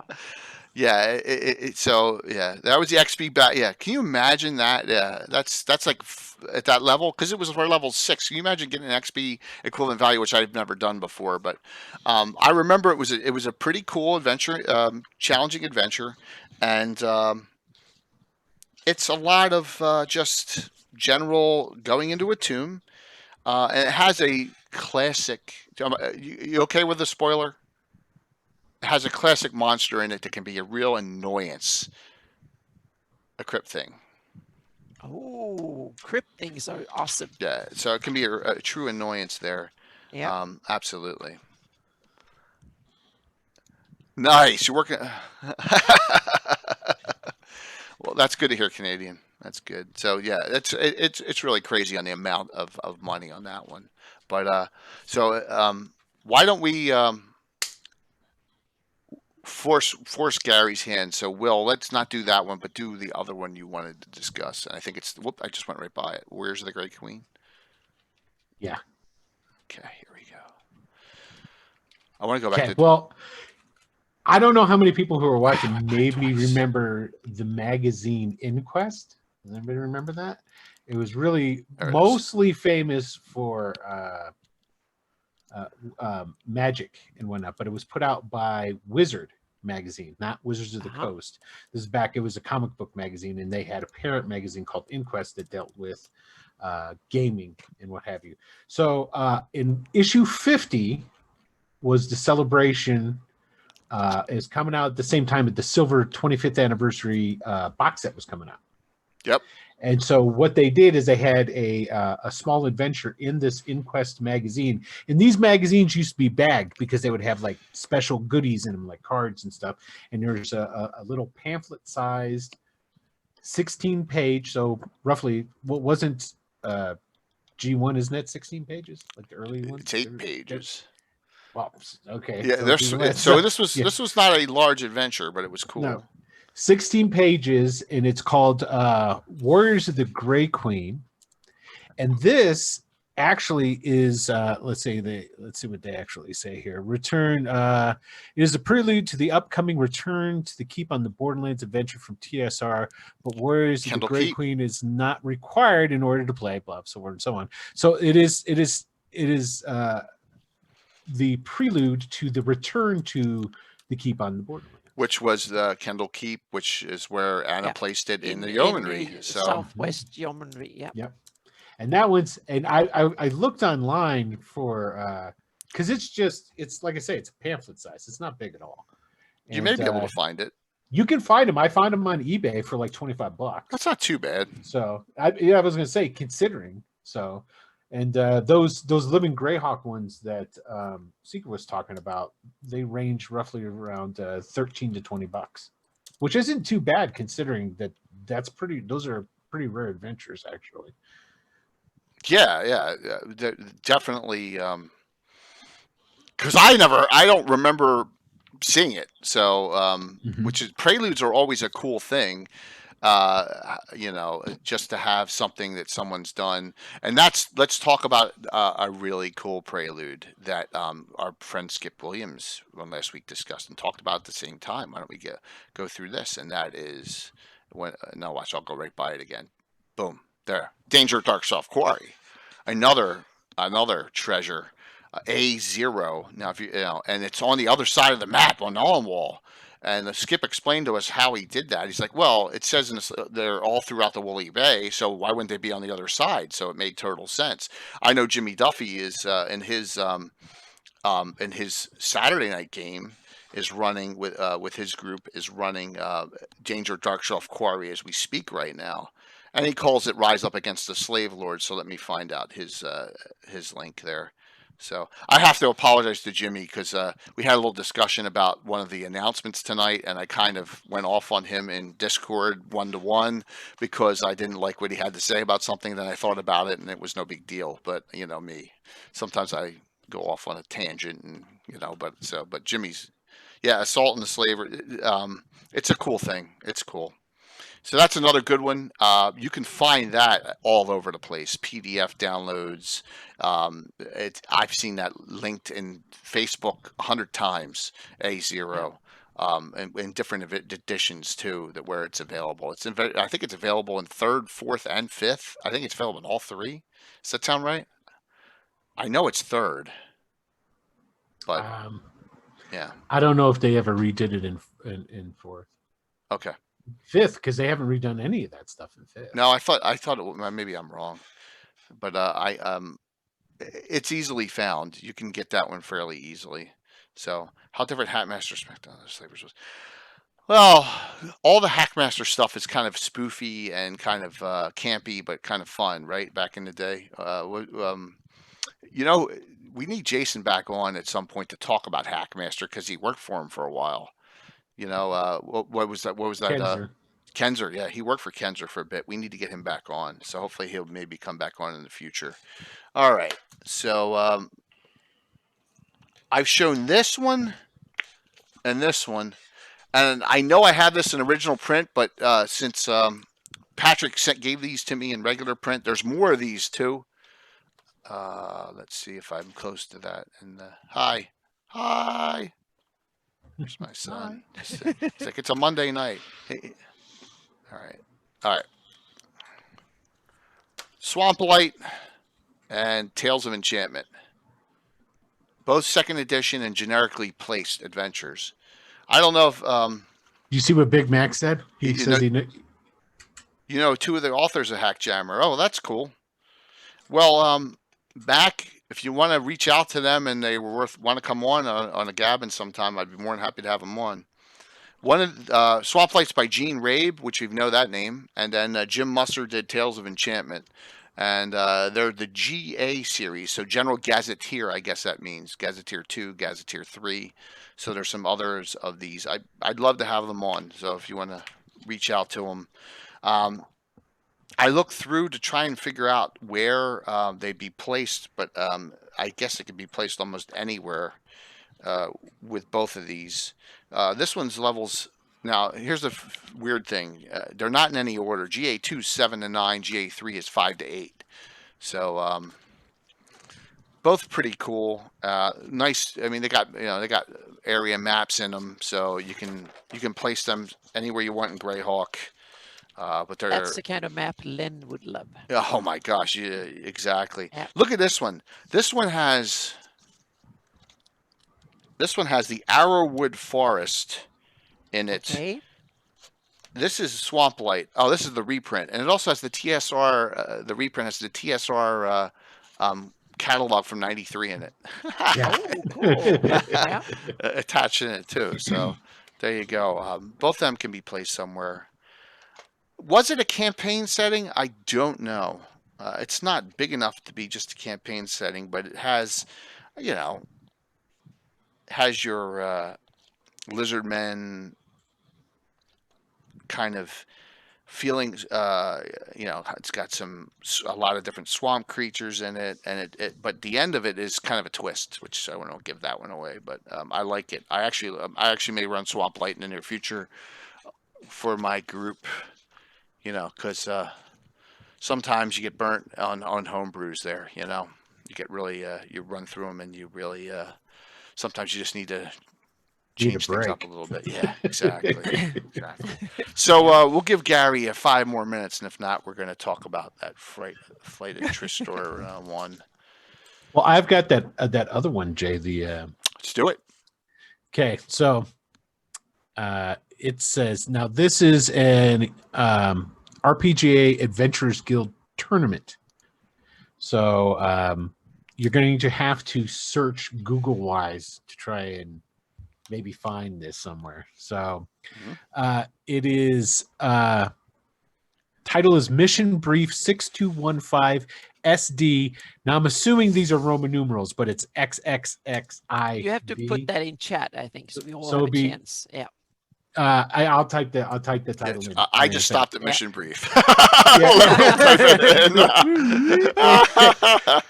The players are secret agents of the Scarlet Brotherhood. Yes. Oh. Clandestine organization created. We all know about that. Their mission is to eliminate the current mayor and town wizard of Hydrasindon. I'll type that into.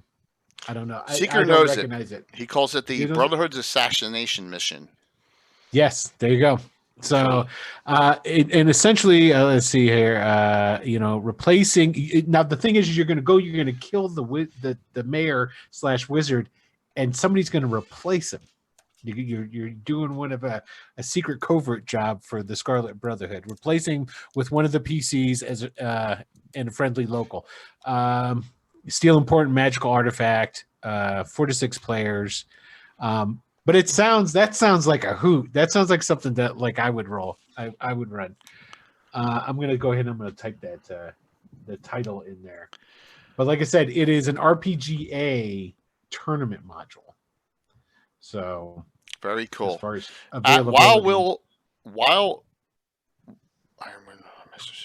I love Iron Crown Enterprises stuff. In fact, who was it that was on that worked for Iron Crown? Was it Sean Reynolds did, right?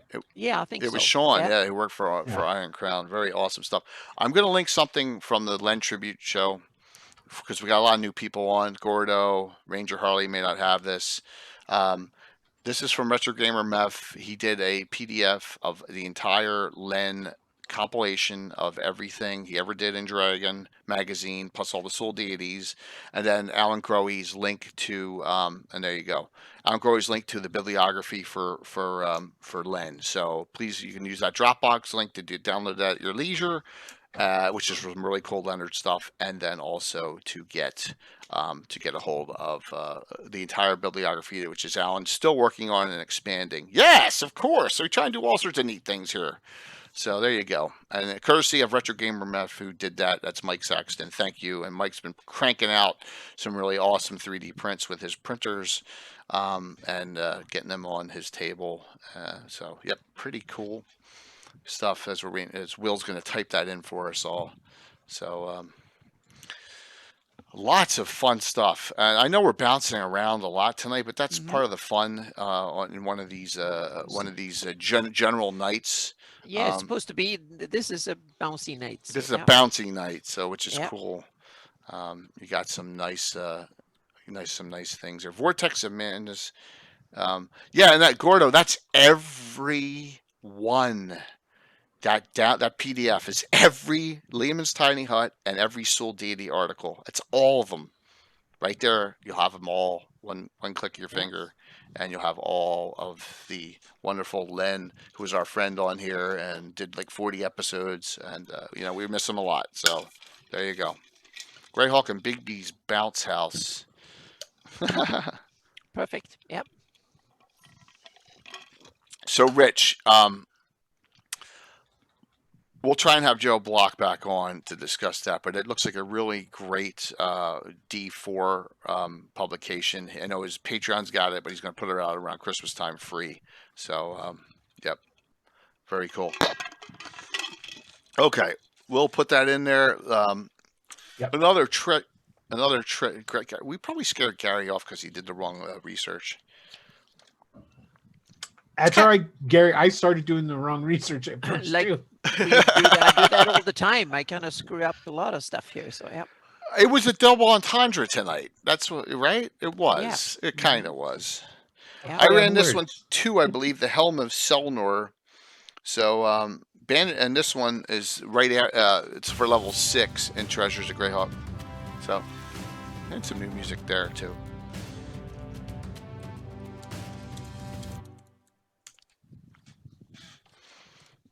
The Helm of Selnor, banditry is on the rise. Recent travelers in the area have disappeared and caravans have been waylaid.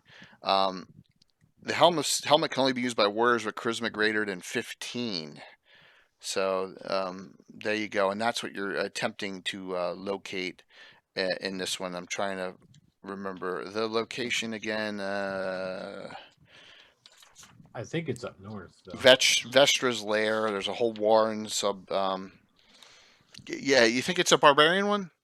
I love what the power is. Well, the helmet comes from the Sewell barbarians. That's what I thought. Yeah. And the power of it is you can turn somebody into a barbarian that follows your. They become your henchmen, your shieldmen, and they basically follow. And it says that it gives the name of some chief, and basically what he used to do is if some of the other barbarian tribes weren't in line when he wanted to go fight, he would just use it on their chief. And then he'd be like, all right, let's go.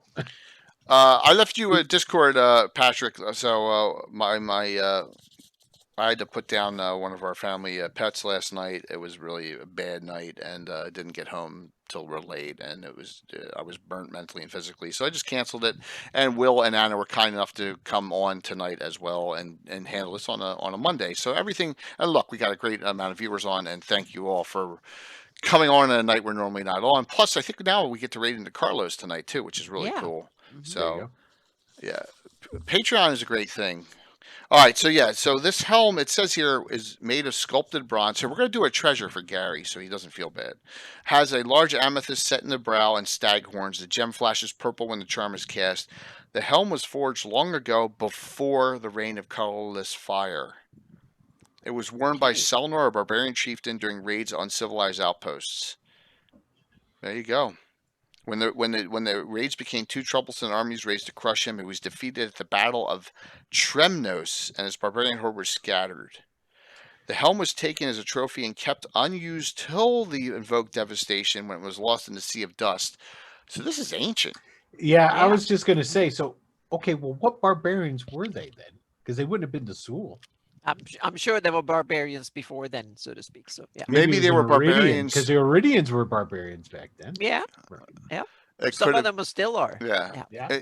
It's one of those for conjecture points as to who Yeah. they were, right? So a pretty neat one though, and a cool adventure. It's not that one. That helm, the charm is every day, but it's still, you can always modify it a little bit.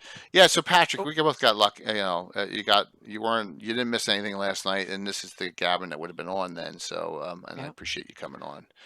I want to just tie back a little bit to Iridian barbarians, Sure. because I'm thinking the wolf nomads and Hold of Stonefist or Stonehold, those are the two I would say are more Iridian barbarians, so to speak. And rovers of the barons too. Rovers. Yeah, and the rovers. Definitely, those are the ones I would kind of Stonehold. Yeah, and Stonehold or Stonefist, depending on where in the time frame you're talking about, and the wolf nomads, and to some degree tiger nomads, but they are more Bakloonish, but those are the kind of obvious candidates for Iridian barbarians, so to speak. So, okay, it's a great point as to what you know. It is, you know, it's hard to say. It's hard to say. It could be even maybe in the Backloonish lands, you know, in the, who knows, in the steppes or wherever, or even to the west, northwest. Yeah. They could even have been people been wiped out and exterminated or died out for some other reason in several thousand years. Go back to human history 2,000, 3,000 years ago. There are whole populations with interesting names and stories and cultures and stuff who doesn't exist today. So yeah. I want to know who got it out of the Sea of Dust. That's what I want to know. So it was lost. But this is before the Sea of Dust. That was the invoked devastation. So if it was invoked devastation, so that it would be up in the Backloonish area. Okay. So And another one is, if we were talking just pure treasures, is the Orbs of Dragonkind all came out of the Sea of Dust too, didn't they? Yeah. Yeah, you know, so how did, and some of them go back over and over again just because that's where their safekeeping is. I know that Roger Moore article is awesome, and we used that when we, you and I did that first fundraiser, just talking about them. So there's a lot. Sea of Dust is like where everything seems to come from at that point. Yeah. Are the Orbs of Dragonkind set in any of the published adventures, or they're just written about as artifacts? With which ones? The Orbs. They're in the original. They're in the original white folder. The originals that came out with OD&D. OD&D. Yeah, they're mentioned in Dungeon Master's Guide and stuff. I was thinking, are they set in one of the adventures in Greyhawk? I don't think so. No. Yeah. Roger Moore article is the go-to for it. Yeah. Is there even a published adventure that has it as a focal point? I don't think there is. I don't think so either. I can't remember any. I'm not aware of any. And if you guys aren't, then they aren't. So they might be in whole adventure paths, and I don't remember it. But so another question, Cole. We're only on Monday night because I couldn't stream last night. So good question, but no, just tonight is the Monday. We have Wolfgang Bauer on next Sunday, so it's just tonight because of my the personal family issue that happened yesterday. So, all right, these are they're okay, but I'm going to mention them. Notice I've only opened one of these because but these fantastic locations. All right, I got Fane of the Drow, City of Pearl. I got them cheap, as you can see. What's that say? Dragon Down Grotto, Fields of Ruin. All right, so they're all there. They're all fantastic locations. They're all settings with a little mini adventure in them. They're all 3rd edition. So have at it with what you can. I'm assuming you can place these in Greyhawk easily as well, but they're all generically placed. City of Pearl, they got. It's by Ed Stark, and they got Were-Rats on the cover. And they have some map foldouts too on them. This is when this is like the pre-Paizo era. As you can see, they look just like Paizo maps now. Yeah. Might have been done by the same artist. It probably was. It probably was done in that era before it got handed over to. That's what they were doing. So it made total sense with that. The Orbs of Dragonkind got some nabbed by Dragonlance. Wow. Oh, okay. Yeah, that's true. They are in Dragonlance. Wow. Huh. Interesting. Several of those had LG Living Greyhawk. Interesting to hear that too. Love Lankmar stuff too. Lankmar, if you know Jason Zavoda, his Lankmar is his Greyhawk, right? Okay. He said that multiple Oh, times. yes, The he used Lankmar set is Lankmar Greyhawk. City. Yeah. Yeah. That was a great city book. Yep. Yeah. All right, these are RP. This one's an RPGA one. I'm afraid to open it because it's kind of rare. Okay. It says it's war, a long-standing dispute between the Celestial Order wizards and the mages of the Red Cabal erupt into open warfare. Oh yeah. Buy the PDF and run it from that one. The Wand of Arkiel. Yep. Oh, I never heard about that one. Did you run that, Will? No, I know of it though. What do you know about it? That it's basically I was looking at it and I didn't see anything in the introduction saying Greyhawk. It is definitely an RPGA. It says it right. It down is an here. RPGA. Yeah. Yeah, it's an RPGA posting here. So It was one of those. I think who was that was just on again was talking about this is that time period where they I think it was Skip again. Yeah, they it's his took a wife, bunch of Penny RPGAs. Williams. Yep, took a bunch of those and printed them up to fill space. Yeah. So based on original tournament idea by Robert Kindle. So this was done. And like I said, I have this in shrink, but my guess is that this could be easily placed somewhere in Greyhawk as well during that era of black bordered publications. So, Gary, you got 3 minutes, or we're going to talk about it. So I'm going to talk about this one because I always like to flaunt this in front of people, and I'm sorry. It's called bragging, Jay. Yeah.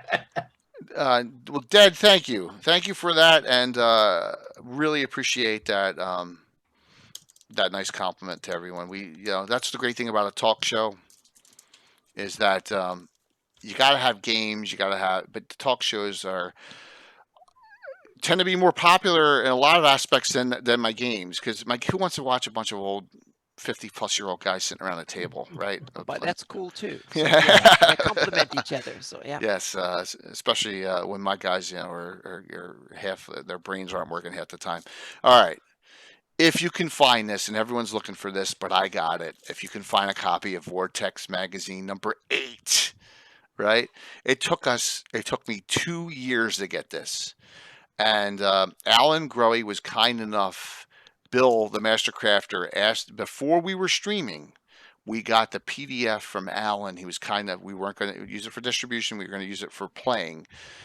He sent us the PDF, and then I finally got the backup. I actually got the copy of Vortex, and that is the Hidden Temple of Erythnol, which is placed on Anna's map in the Sus Forest, near Altamira, near Outpost number 1 in my campaign, and guys, you got it.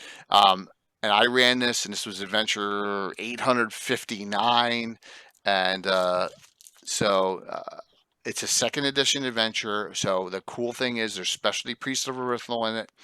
There's specialized evil fighters in it. So you're going to get your butt kicked if you're not ready, and you're because specialized fighters are kind of nasty.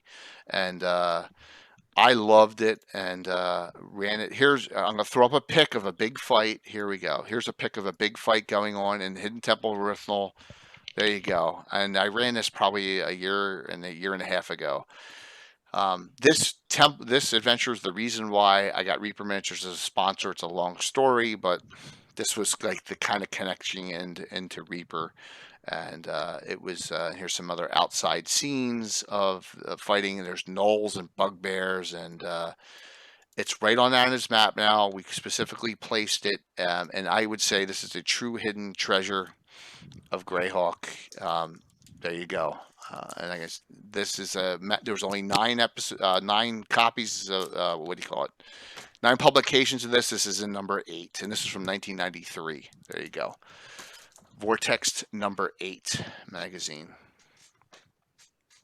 Dorgrim, thank you. It's people playing. Yes, that's what we are. That's it. I stream us playing our game. I don't stream a theatrical presentation because my guys can't act out of a paper bag. So there you go. Right? They can't. Oh, they act up all the time. What are you talking about? Yes, they act up. They don't act. They act up. So yes. Good. Carlos is on. Good. So I just wanted to make sure. We're definitely going to raid into Carlos tonight, everyone. He was on earlier. Yeah, he was, but now he's streaming. Oh, I see what you're saying. Yep. He has a Monday night stream tonight, and I want to make sure we raid into him tonight. So definitely. Yes, exactly, Dead. You're dead on that. The paper. All right, so let's talk about Gary's got cold feet, I guess. So that's okay. We'll go to Right. boom, boom, boom. I forget where I put it in the Tristor. I gotta find it here. I'm gonna go right to it. Here it is. All right, Fright at Tristor. If you can get a hold of this adventure, it's probably worth it. What's the background on this, Will? You were the one who brought this one up, and I really appreciate you doing that. And Me too. it was a general Let's living see. Greyhawk. Yeah, it is. It's got a blurb in the front. The Living Greyhawk campaign talks about it in the introduction. I think maybe what they were planning when they did this is there's like to bring more people into the Living Greyhawk campaign. It's too bad they didn't do more of those. 20 years ago, a wandering band of Renee barge folk came to Tristor upon the Yole River. The gypsies camped at the edge of town and pawned exotic merchandise and poultices to the simple farming folk. Certain bottles of this medicine somehow spoiled, turning from a foul-tasting drink to a deadly poison. 2 people died and a young man was left both blind and paralyzed. Oh, that's pretty intense. The town constable arrested the Renee, and awaiting the trial of arrival of a barge, the villagers were soon stormed Tristor's jail. After a brief scuffle with the barge folk outside the town, a small hill upon stood a lone oak tree where they lynched them. So, and then I guess it has something to do with proper servants of Foltis. However, the townsfolk of Tristor were not without mercy, decided to spare one of the gypsies, a lad of 4 summers. Okay, so this is just continuing to go on, but it's a horror. I know it's a like it's supposed to be scary. Well, Greyhawk Mike says he ran it and it was nice, and Select Striker said he played it prior to mass publication, so that's cool. Yeah. Oh, here's the adventure synopsis. Go ahead. I'll just. Well, try to I'm summarize assuming it. that if they published it, they really liked it, because they're not going to put out something of that, in general public that's bad. Well, let's hope not. But I guess then again, there are some. We won't go into those tonight, but like puppets and stuff. So it was somewhat confusing at the time, but I believe it was due to how it was being run at the time. Okay, well that's possible, Select. Good thing is Mike says that he is a fan of it, and that's a good thing to hear. Yep. Well, it appears that essentially of course the boy that they spare from the lynching grows up and then brings his wrath upon the town later. Mike says it comes with a DM. Mike says it comes with a DM screen, he thinks, too. That'd be cool. Yeah. 3rd edition DM screen. So, neato on that. I wish that they had published more of that, more stuff during that era. I'm assuming they had to get permission from the author, and then they, right. That whole spiel, and maybe they just had enough content at the time. And remember, they're running up against the end of the Paizo Hawk era at that point in 3rd edition, and then the split came. It was an RPGA monthly sub gift. Okay. My general theory on that is basically where you get the you have people, because once you get to Wizards and then you start getting up into Hasbro and all this other crap, you got people who are business people and not gamers making the decisions. Because if they had just gone to the Living Greyhawk people and go, hey, do you want, give us permission, we'll print your thing, how many people would have said yes? Most. If you're like, here, let me sign the paper, here you go, print my stuff. Yep. It's like, look, give me that's like my name. $1 for it, so you kind of right, exactly. Yeah. So you said that you properly published. Yeah. Yeah, but they probably thought, oh, it'll cost too much to have to get the rights to a bunch of this stuff. Yeah, but it's So if someone said that, sure, yeah. Yeah. All right. Although I could see it being a logistical nightmare to pin down all the authors. Yeah. Oh yeah, especially 20 years afterwards. So. I have this. I tried when Bruce Cordell again said, "Oh, this was an entire Path series." I tried to find every single one of the Sunless Citadel Path series that I had, because I didn't even realize that. And although I ran this. This was the most popular third edition module sold. So I know a lot of people have run this, Yeah. the Sunless Citadel, and I have another. I have another. When I used to do it on just paper and I didn't do it on cardstock, I have another Adventurers Log screen here, and once again, these characters are all. There's a Winchester even in this one. Wow. So we're talking about we did this for levels 1 and 2, and a lot of these characters I see are between 8 and 11. So that's whenever this came out, and the Twig Blight appears in this one. It's a monster. That monster made it to 5e, correct, Will? Oh yeah. Yeah. So.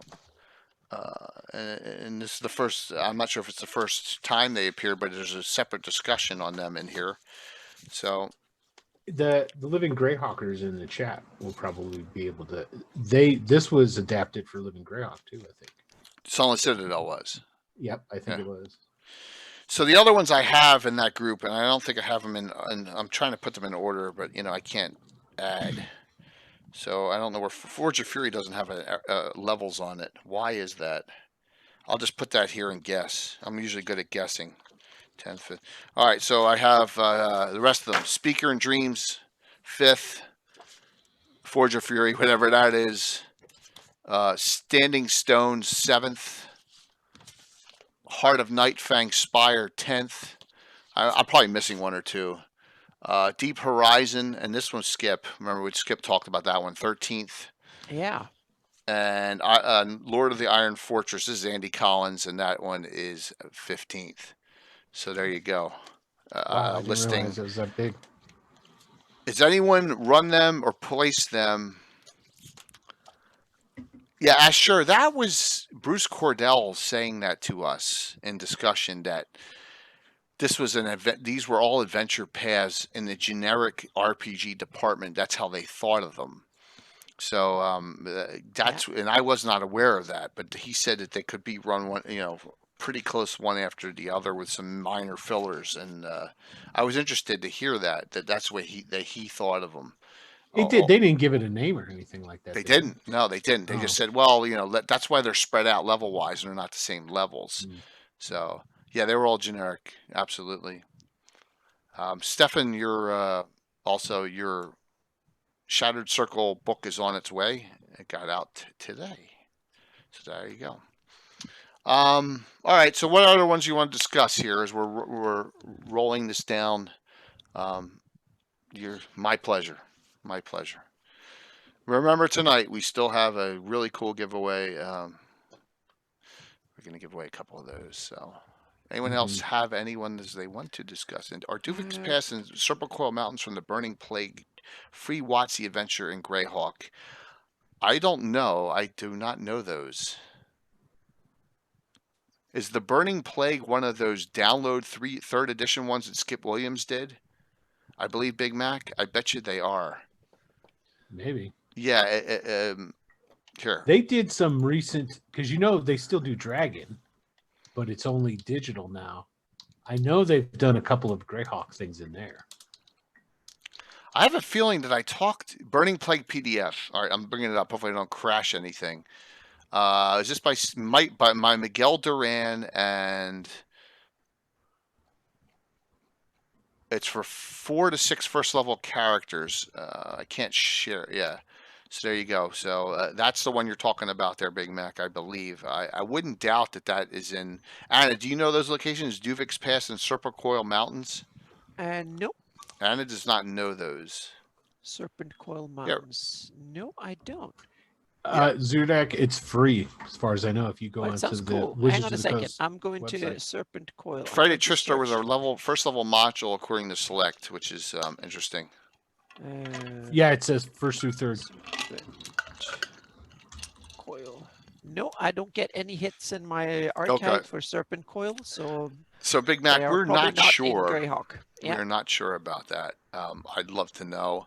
yeah. But it always can be placed somewhere, a pass or something like that. You could I think definitely. people should, because like that list of different adventures you had there, Jay. Mhm. Because I've seen a number of people who've put together uh, Greyhawk Adventure Pass, but they've only used all of the older modules, like Sure. Temple Elemental Evil and that sort of the classics. I think that'd be cool if people were to put together some newer ones and post them up, say like on Cannon Fire or something like that, or Well, I throw can them do around in that. the discords. I can do that with some dungeon ones, and you're all going to hate me for this, maybe. But I took the Mirror of Dead Men series that's in Forgotten Realms, right? Mm, That's mhm. it. That was this is pre Age of Worms, because I said this is a great series. And that's the one. And Eric Mona said the Mirror of Dead Men was the precursor. Like, we can do this. It was like 3 to 5 adventures in dungeon, one after another, in this series set in Forgotten Realms. I moved it. To Southwest Keelan, Dreadwood Keelan border, whole marsh border area when I ran it down there, because you needed swampland, and I ran it, and it was great. What was Um, it? The Dead Man's Mirror? the Mirror, MERE, which is another word for Oh, swamp, I guess. The Mirror of yeah, Dead yeah. Men. So yes, thank you, Mike. Mike Saxon probably ran them too. It was an awesome series in the dungeons. I want to say pre 100 dungeons. I'm guessing 80. If anyone can tell me which dungeons they were in for everyone, that would be fantastic. The mini adventure path that was adaptable was Barrow, the Forgotten King, the Sinister Spire, Fortress. Yeah, I just showed that. Asher, hold on 1 second. I have them here. Here's Barrow, the Forgotten King. And then Sinister Spire. It's probably at the bottom because we did them early. Yep, here we go. Here. The mini adventure path that was adaptable. All right, so Asher, tell us where you put these. There they are. Please let us know where you put those. That would be a great help for everyone Greyhawk wise. All right. And thank you for that help. Because I'm always looking for that, some sort of like long, so I could cheat and not have to do a bunch of work. So Mike has placed them. So those dungeons are 69 to 73 for the Mirror of Dead Men series. 69, 77, 73. I'm doing it on my hand. That's 4 through 73. Yep. Thank you very much there. And it's worth it. There are things in there that are called, and I changed the name. There were rings that you would get, and I call them rings of Nerol. And they get chill touch, vampiric touch abilities out of them. But I can't remember what the rings were named. If someone could look that up, in them I said no, it's not going to be. It's going to be a Greyhawk ring type. I switched it, and a lot of characters in our campaign still have those rings of Nerol because they're great items. So. Yeah, this is one of your empty. Mike, we're not trying to promote it. We're trying to help everyone because we want to have great Greyhawk content out there. Just give you guys a little assistance there. Shrine of the Feathered Serpent by Skip Williams might be worth a look. I loved that one as well. That is another direct download there, Big Mac. Absolutely. Lords of Madness has the sanctified mind, Cuthberites who hunt down evil scientists in the Topaz Order, Heronius followers who hunt Mind Flayers, Obelisk, not generic, the text messages are gnarly, and so on. And that is Lords of Madness. Good. Excellent. Rings of Merkel. Thank you, Prometheus. See, I knew it. I knew that there. Cool. Yeah. So there you go. I just turned it to Nerol for what we're doing. Thanks. Thanks, Dwayne. Really appreciate that. Hopefully you guys are enjoying this. We wanted to go all over the place with this one tonight. Yeah. One I haven't mentioned. I think this is the last one. Here we go. The Silver Key. Between the Settled, and this is by Ted James Wow, what a name. Ted James Thomas Zuvich. The residents have grown used to occasional orc raids, and so you got to find a crucial magical item, the Silver Key. Anyone know about this one? Bowers. Nope. All right, Sterich for Bowers and the Forgotten King. Thank you, Sure. That's a good place to put it. Yeah. And that's what I said earlier. I thought Sterich, Keeland, Geoff would be perfect area, or Grand March, Bissell. A lot of Sheldamar Valley activity. So this is for character levels 2 to 8. So this one takes a little. I mean, it's not that thick either. I don't know. That's a wide range of them. But another one that I have wrapped up. Archworld Fantasy Manager. Fantasy Games Unlimited did some great stuff in the late 70s, early 80s. They came out with a lot of different publications all over the place, and it was kind of like miniature based too, which was cool. So Ranger they're still in business. They're still in business too. British based, right? No, it's American. No? It's American based. Huh. You can go to. They have their website. They got a lot of stuff that's still available. Yeah, Test of the Demon Web sounds Greyhawk-ish, yes. And we also found. So here, there's no way I'm gonna get this without it being a reprint either. If you want a little sneak peek to that for Sunday night with Wolfgang Bauer, there you go.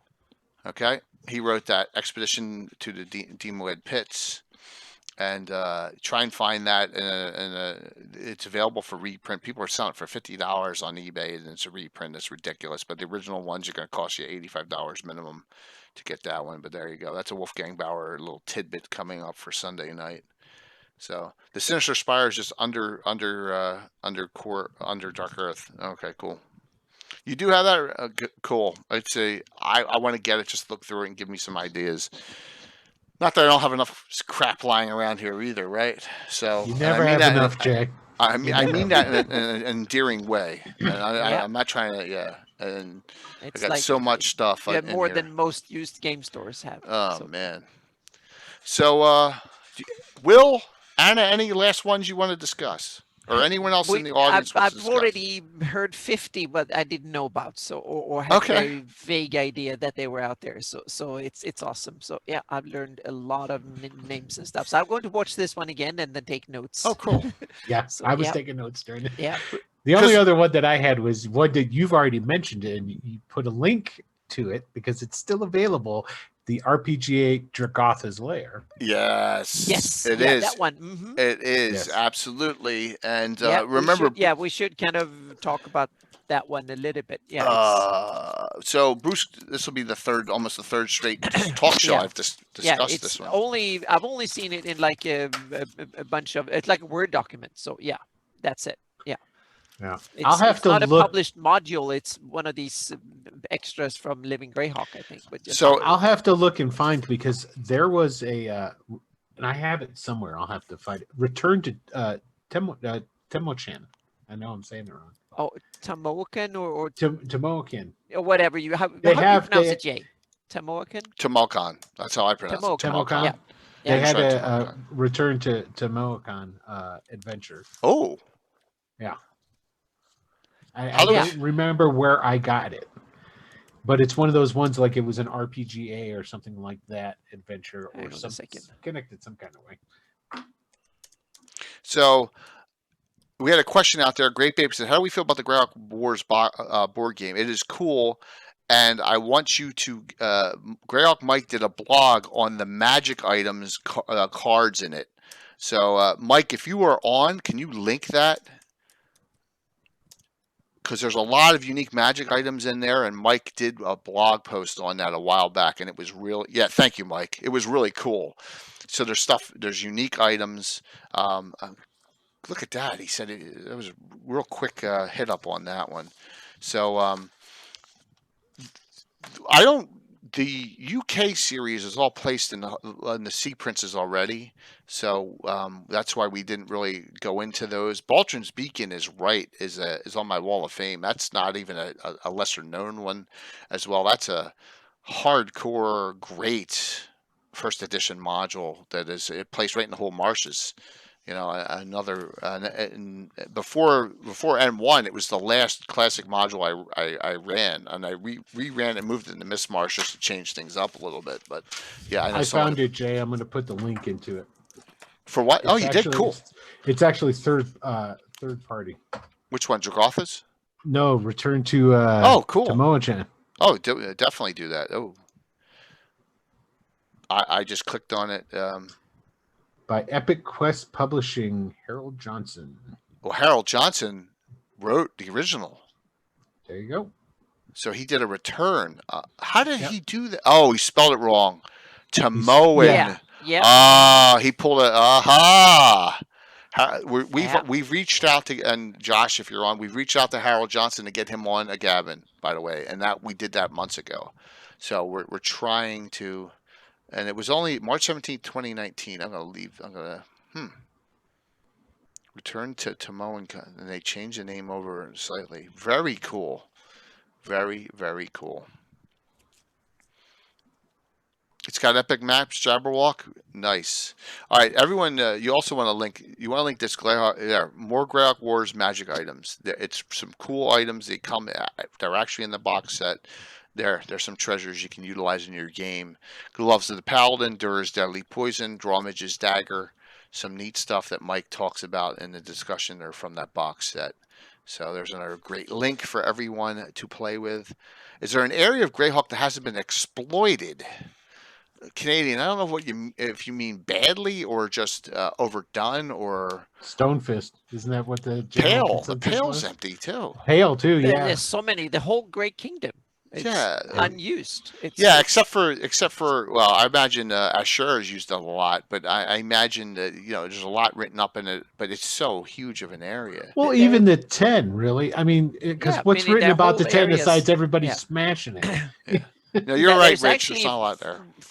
There are only a few areas that are used, like Wild Coast and for Bourbon, Greyhawk City and stuff. They are littered, peppered, and the Cairn Hills are full of adventures. And then you have whole other areas that have nothing whatsoever. So it's kind of but in a way it's good, because then there you have large areas you can just tweak into whatever you want them to be. Right. So this is a gem that it looks like some people like Jabberwock knew about it, but I did not know about this. Will found it in their Return to Tomoacon. It's spelled Tomoacon. It's written by Harold Johnson, who wrote the original Tomoacon. So you know that it's coming from a reference point. That is very cool. Did not know it existed at all. So Will, thank you for finding that. There isn't a lot on 10, no, because 10 gets wiped out multiple 10 times. is kind of, but 10 is interesting. It's one of the Flan places. Yeah. Excel, you missed a lot on this discussion tonight, but you can always watch it again. So here's the thing. We heard in Living Greyhawk, Eric Mona, they obliterated the hell out of 10, right? They just said, we're just going to obliterate it even more.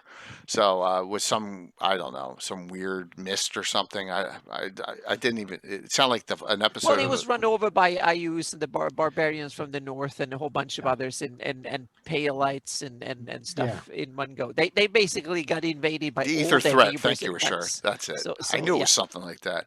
So Gordo, Sea of Dust has some, Amy Crittenden's got a good write-up on it, and there's some other things and going on. And the Gord books from Gary himself too. Detail a lot of it. So or some of it. Yep. Harvard found some details about Harvard's return to Comic-Con. Cool. There's a link to the video that you can buy a copy for $25. Okay, good. There's a video link that and the Piazza that Big Mac has just linked on that return, which is, thank you for that very much there. I appreciate it. Man, we're finding out and what's so good about all of you, you're helping us out with this discussion, and that's what I love about you all so much. Is that you're really helping us out. So I know Anna's gonna have to go shortly, so we're going to do shout outs real quick, and then we're going to do the giveaway. So go ahead, Anna. What do you got going on? I've been stuck in Midgard for another week, mainly, but there's not only bad news, so to speak. Well, it's not bad news for Midgard fans, because there's cool stuff coming out in the future, but it's Southlands I've been stuck in for a bit. So it's a Kickstarter that I think going live very, very soon. I don't know the details, but I only know that has been announced. That's as much as I can say. But it's not all doom and gloom for Greyhawk fans, because I've been doing a hell of a lot of rendering. I have a computer sitting in the living room that has been running for a week, cranking out rendering areas and stuff. So once I've back on working on Greyhawk again, hopefully like in 2 weeks, or a week or 2 weeks, or like 10 days or something like that, then I will be digging into Photoshop and tidy these things up and kind of do the work over the details. And it's Southern Shieldlands, and they are looking kind of awesome. What comes out of the render looks absolutely gorgeous. So I'm starting to be very, very hopeful that that is the first kind of, I've nailed down how to do the next generation Greyhawk maps. So that will come. So hopefully by Christmas, we can have some really, really cool things to look at. And there will become some posts and stuff on actually how I do these. I'm going to list how the procedure is, how it's working and stuff. And I will also start overhauling my Patreon in spring. There will be some new pledge levels and some new goals and stuff. So it will be a little revamp and restart of it again. I think it's good to kind of look over what you're doing and how you're doing it, and how people can help you and contribute every like year or so. So that will come. It will, all the existing patrons, don't worry, you can keep your $1 level. So a little hint is that if you want to get in at the minimum level of $1 a month, now is the time to do it. And there will also be some rebates and stuff leading up to this. So everyone who wants to go in and claim their pledge for the cheapest here, and the minimum will only be raised to $2. The reason for that is that most of the $1 actually disappears in fees and stuff. So it's kind of, it's a bit, so I'm going to get rid of the $2 and the $3 and smack them into 2. And then I'm going to do a little bit with the higher tiers too, coming in spring. But there will be plenty of a couple of months ahead warning to that, so you can get in. And there will also be the deduction on yearly subscription to Patreon will also be at least for the year out. So I'm going to get back to you guys in December about that too.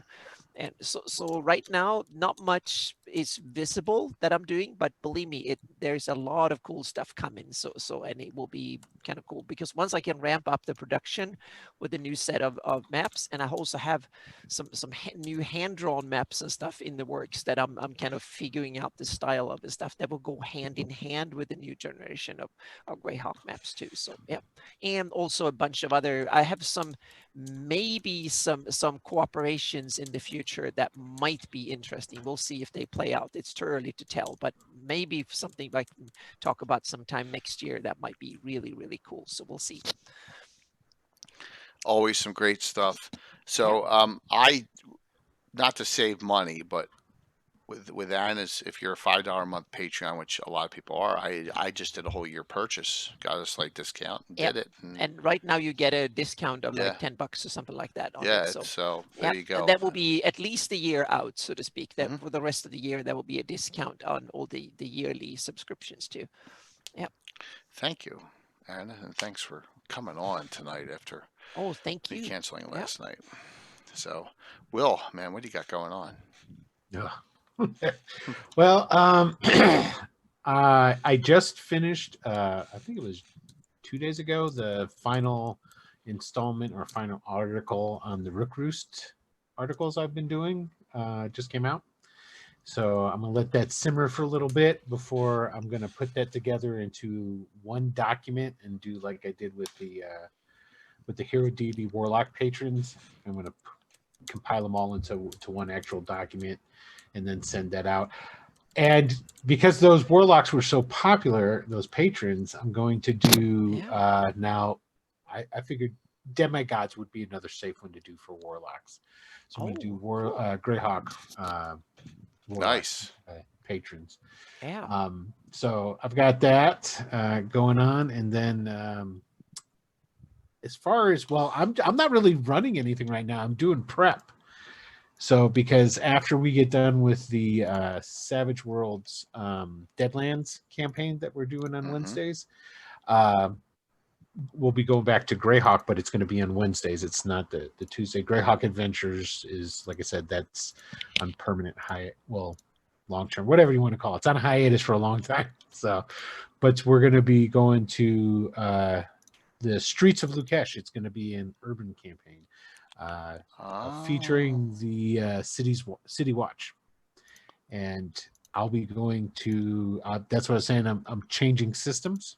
I'm going away from 5e. I'm going to old school essentials for that. Oh wow!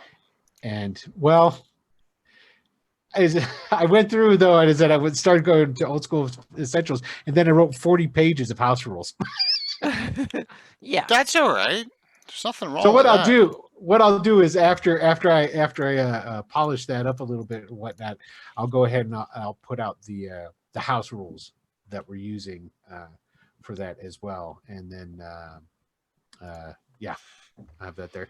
That's about it. Just writing the blog. I won't be going to the Warlock Patrons right away because I've got a list of different articles I want to get to and write about first before I jump back into to doing more of that. So, but yeah, that's about it. Need to draw some more too. I haven't been drawing recently. So understood, man. Your blogs are great. yeah. You know, like I said, the dragons. I love the 3 dragons and added them into the oh, dragon that's true. discussion. It's like, you know, and see, I have to finish that up because I'm going to do use silver. Silver came out. Mm-hmm. So I got to do gold. Then I'm going to do all the neutral dragons, the gems, and then the gem dragons. Nice. And then I'm going to go and I'm going to do some of the other dragons too. Like I'll do the yellow and the brown. I'm going to do basically all the dragons except for the bad dragons. Okay, got it. Because they're already done. There's so many of them. Right. It's like there's red dragons, green dragons are all over the place. Maybe I would sneak in a white dragon. We can do the color wheel, the yellow, orange, and the purple. We're not never, from the article. Yep, I'm going to do those. Awesome. Mm-hmm. And they're all placed in Greyhawk, everyone, so that's a cool thing for them. Each one of them I place in a location. So far we got a back loonish. We got one that's in the near div, and put one in what was it? The Rift Canyon. And then the silver dragon actually is the only one that is a wandering dragon. So shape change. Yeah. And I haven't dropped stats on any of these. What I do is I go through, because if you go into any edition, you've got the age chart so that you know how to stat them out. So what I do is I make sure that I have their ages in there, and then I fill everything else in. So you can just flip to your DMG, find the age, and then there's all your relevant stats. But it has all the other personal information. Oh, wow. Tabletop Notch. Thanks. Wow. Tabletop Notch streams on Sunday nights, and thank you. Was it Jordy? Is that you? If it is, Jordan, thank you so very much. Wow. Thanks. We're trying here, and I love your stream, and I had a cat death in the family last night, and that's why I wasn't on. So, but thank you. Cool. Good to see. I'll see what I can do mine more. Yeah. Sorry. Keep it going from Brooklyn, right? Brooklyn base, so Brooklyn, New York. Thank you for those. We're finished. So if you want to get in on the giveaway, please do. So, Will, thanks. I mean, thank you for hopping on. Tonight too. My pleasure. It's been a really fun discussion tonight. Thank you so very much for that. All right, so Wednesday night. Great Living Greyhawk stream. We have a wonderful group coming on for Living Greyhawk RPG and campaign. This was Casey's idea to go, how did the inner workings of Living Greyhawk work?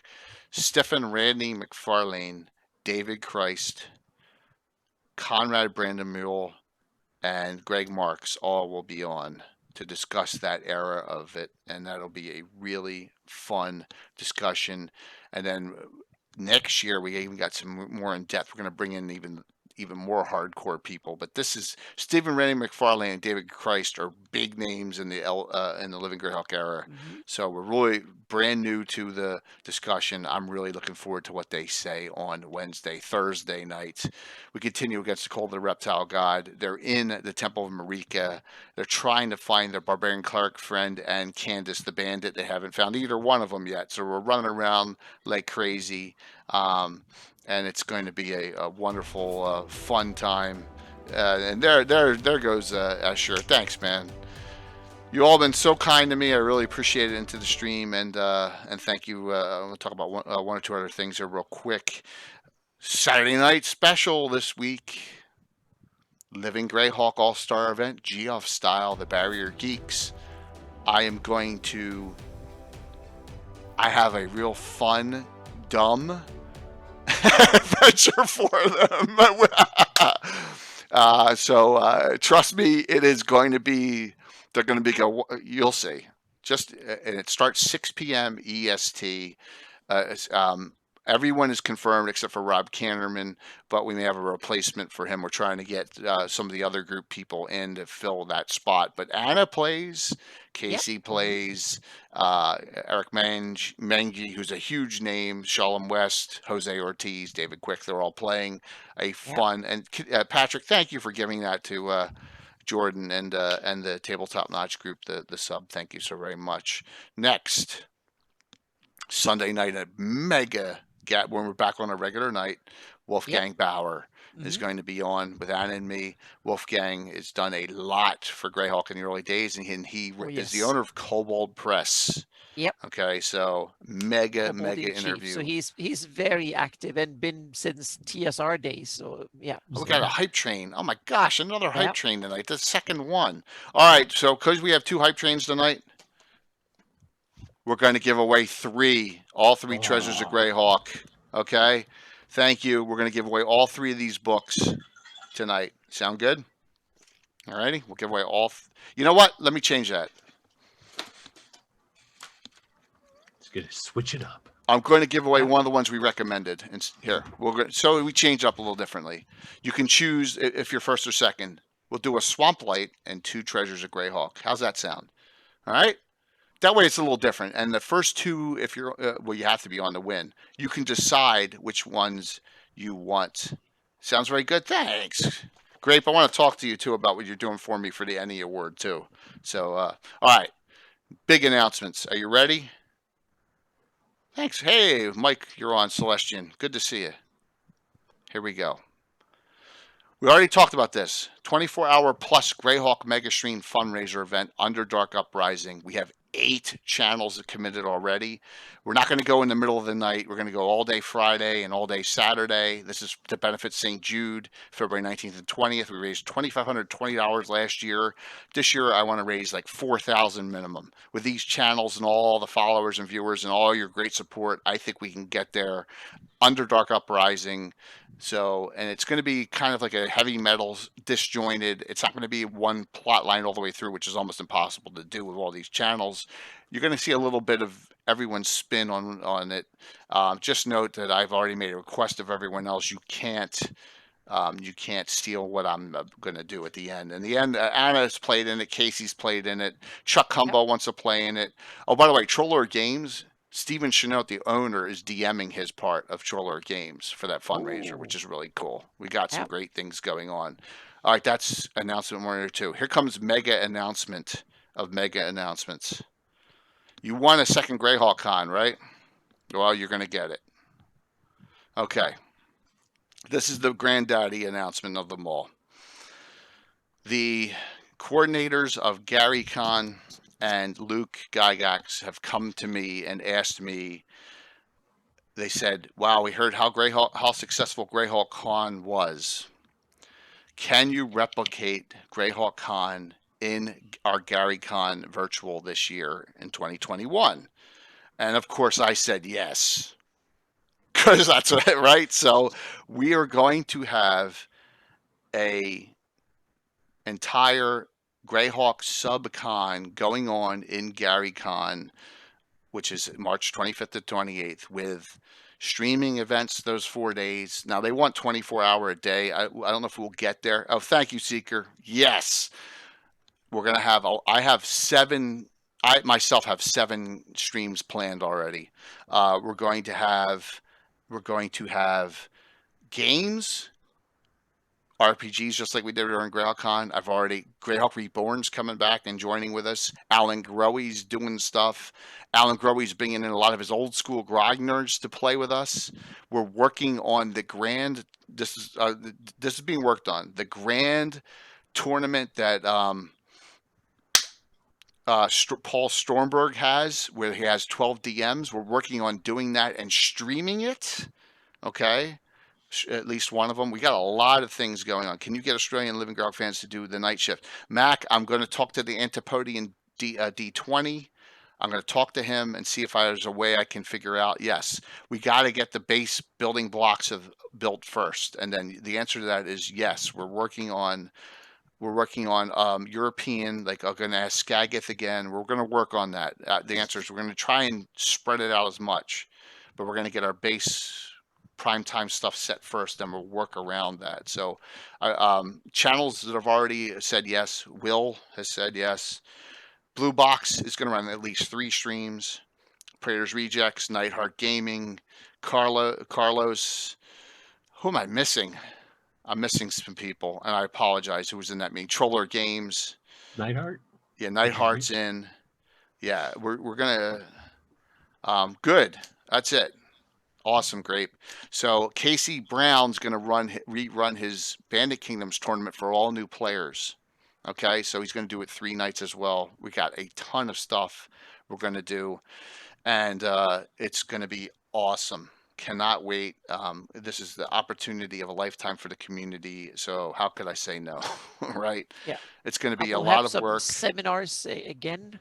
Seminars. Anna's going to have a seminar. There will be an in-depth presentation of the new generation of Greyhawk maps, including some new cool stuff on Lendor Isles, Shield Lands, and some presentation and some technical going into what's possible and stuff. Because now we're talking 6 months from now, so there will be some more kind of in-depth look at it and some a lot of stuff about that. So a couple of hours of that at least, and maybe there's a filler, and I'll just sit and do maps for if there's need for that too. So we'll see. Yeah, we're gonna have a DMs roundtable questions and answers session probably on Thursday night in that era. We're gonna have ask the experts to end the show like we did with GrailCon Sunday night. We're thinking about having an after hours Greyhawk discussion in the middle of the night. Yes, with some of our wackier people who want to do that in the middle of the night if we need filler spots. We got a lot going, a lot of stuff.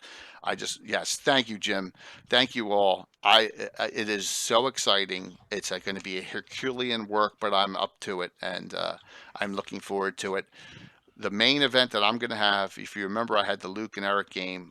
I'm going to go one step further. If you may have heard about this, we're going to have a grand joust competition with 16 competitors. There'll be general signups in TTE for this. There'll be Greyhawk personalities. There'll be some big names that will have characters in it, and we'll have the most unbelievable terrain by Build a Master Crafter we've ever had. So, Jim, thanks. After party, middle of the night. So yeah, that's what's going to be going on. So and we'll hopefully have some record viewer audiences for this. It is going to be fun, and it's going to be a lot, but I think it's going to be just a benefit for everyone in the community. So that was the major announcement. Hopefully you all like that, and we'll participate. The events will start going in once there's some logistical issues that we got to work out with them. But once we get that in, we'll start getting the schedules out as early as possible. I met a lot of you because of Greyhawk Con, like Romans. I think that's where we first met, was during Greyhawk Con, and it's going to be cool. Yes, it's going to happen. So what a great night. Let's do the giveaways, okay? Yeah. And whenever you got to flip the switch, you can go. I just realized I should get going now. You can go. Will and I will take care of the rest of this. Thank you so much, Jay, for catching up on this. And it's wonderful, Will, always to chat. All right, let's do this. We'll get these 3 giveaways. Thank you, everyone. We'll get these 3 giveaways done, and then we're going to raid into Carlos Slicing. We're going to raid into CSL Entertainment. So look at that, Will, nice and big. So do you like my Celtic little wraps around? They actually don't look that bad on the screen here. So good. All right, here we go. Setting the cloud block up. Yeah, Anna had something else that she had to do. So here comes the giveaways. Last second. Anyone else want to get in on this? Please do. Yeah, I got some fiery effects too, Jordan, and stuff. It's I'm trying to step it up a little bit. All right, here I'm going to close out the entries. Here we go. Hey, George. Entries are closed out. Oh, Cyber. All right, wait. I'm gonna resume them. I resumed them. Go ahead, try again, Crazy Cyber. I resumed them. Do it again. Exclamation point drawing. I was able to one press of a button. Hit it again, Crazy Cyber. Hit exclamation point drawing to get in. Yep, just like that. Just hit exclamation point drawing, Cobalt. That's all you got to do. No, all right, I'll give you the 30 seconds. So, So how's it going, Jay? it's going well. It's going a lot better than yesterday. My gosh. I can only imagine. All right, you're in. All right, cool. All right, here we go. I'm going to close it out. Okay. 3 winners. You have to be on. Winner number one, DM221532. We know who that is. DM. Nice. Which one do you want, DM? DM is one of my. I'm going to give him a Treasures of Greyhawk. DM is a tier 2 subscriber. So if he had to go, I'm not going to punish him because he's a tier 2 subscriber, one of my 4 ones. So winner number 1. All right, now the second winner, you get your pick. Vic Danger. Is Vic Danger on? Ooh, I wish that was my name. Yeah, that's a pretty good name. That sounds like one of those like the 18-inch GI Joes. Vic Danger, one of these two. Let me go down and see if he's on. Yeah, he's right there. He just said woohoo. Okay, Vic, your choice, and you have to give me your email. Which one would you like? Do you want the Swamp Light or the Treasures of Greyhawk?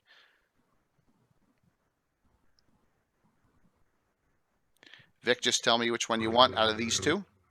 You want this? These are reprints, by the way, guys. Pick yours. Swamp Light, Treasures of Greyhawk. Treasures of Greyhawk is probably better. So if you don't have a choice, I will choose for you then. I'll give you a Treasures of Greyhawk, all right? You send me your, whisper me your email. Yeah. All right, well. He's so ecstatic. Third winner. And thank you for that for Cobalt. Oh my gosh, Big Mac won. Hey, there you go. You're going to make me ship this to England? Yep, he sure is. Don't you dare let him give that away to somebody else. So, Mac, you won. If you want to redonate it, that's fine. But I got shipping it to England is going to be costing it 5 times more than it is. So, all right. Well, you want Swamp Light there, Mac? So,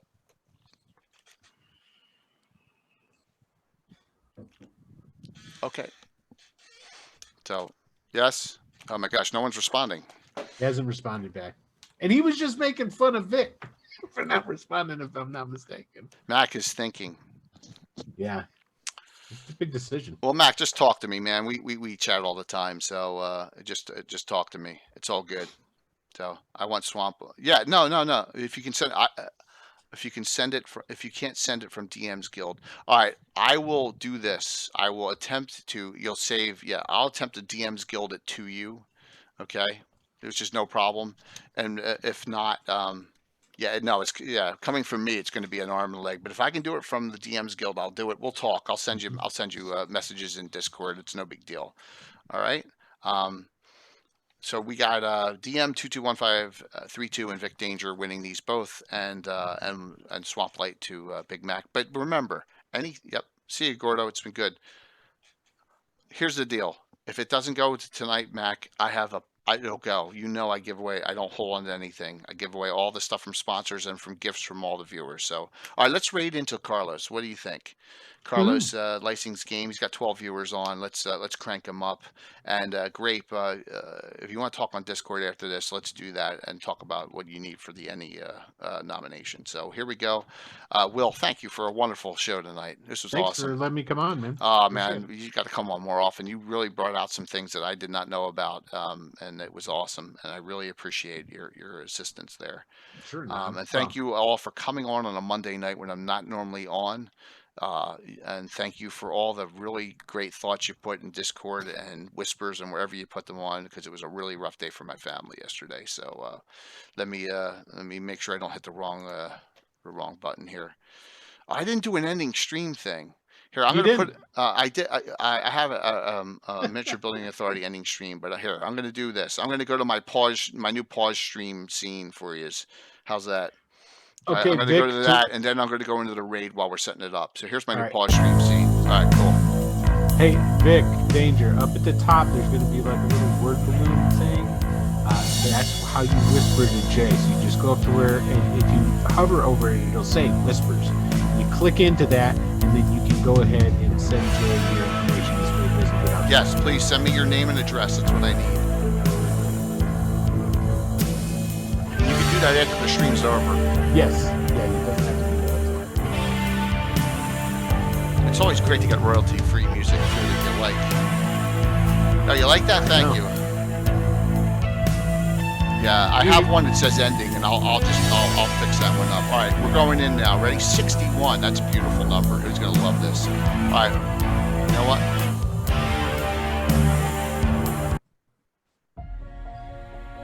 See you all Wednesday night. Raid going in. Boom, boom, boom, boom, boom, boom. Wow, well, that was awesome. Yeah, awesome. That was really good. I'm trying to get the Carlos. I hate that when it just bounces around the channels and stuff. There we go. I love that.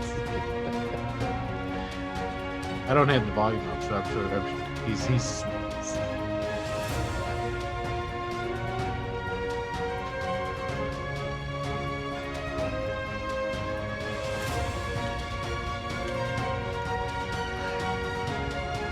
wow. Well, pretty, man. That was a lot of fun.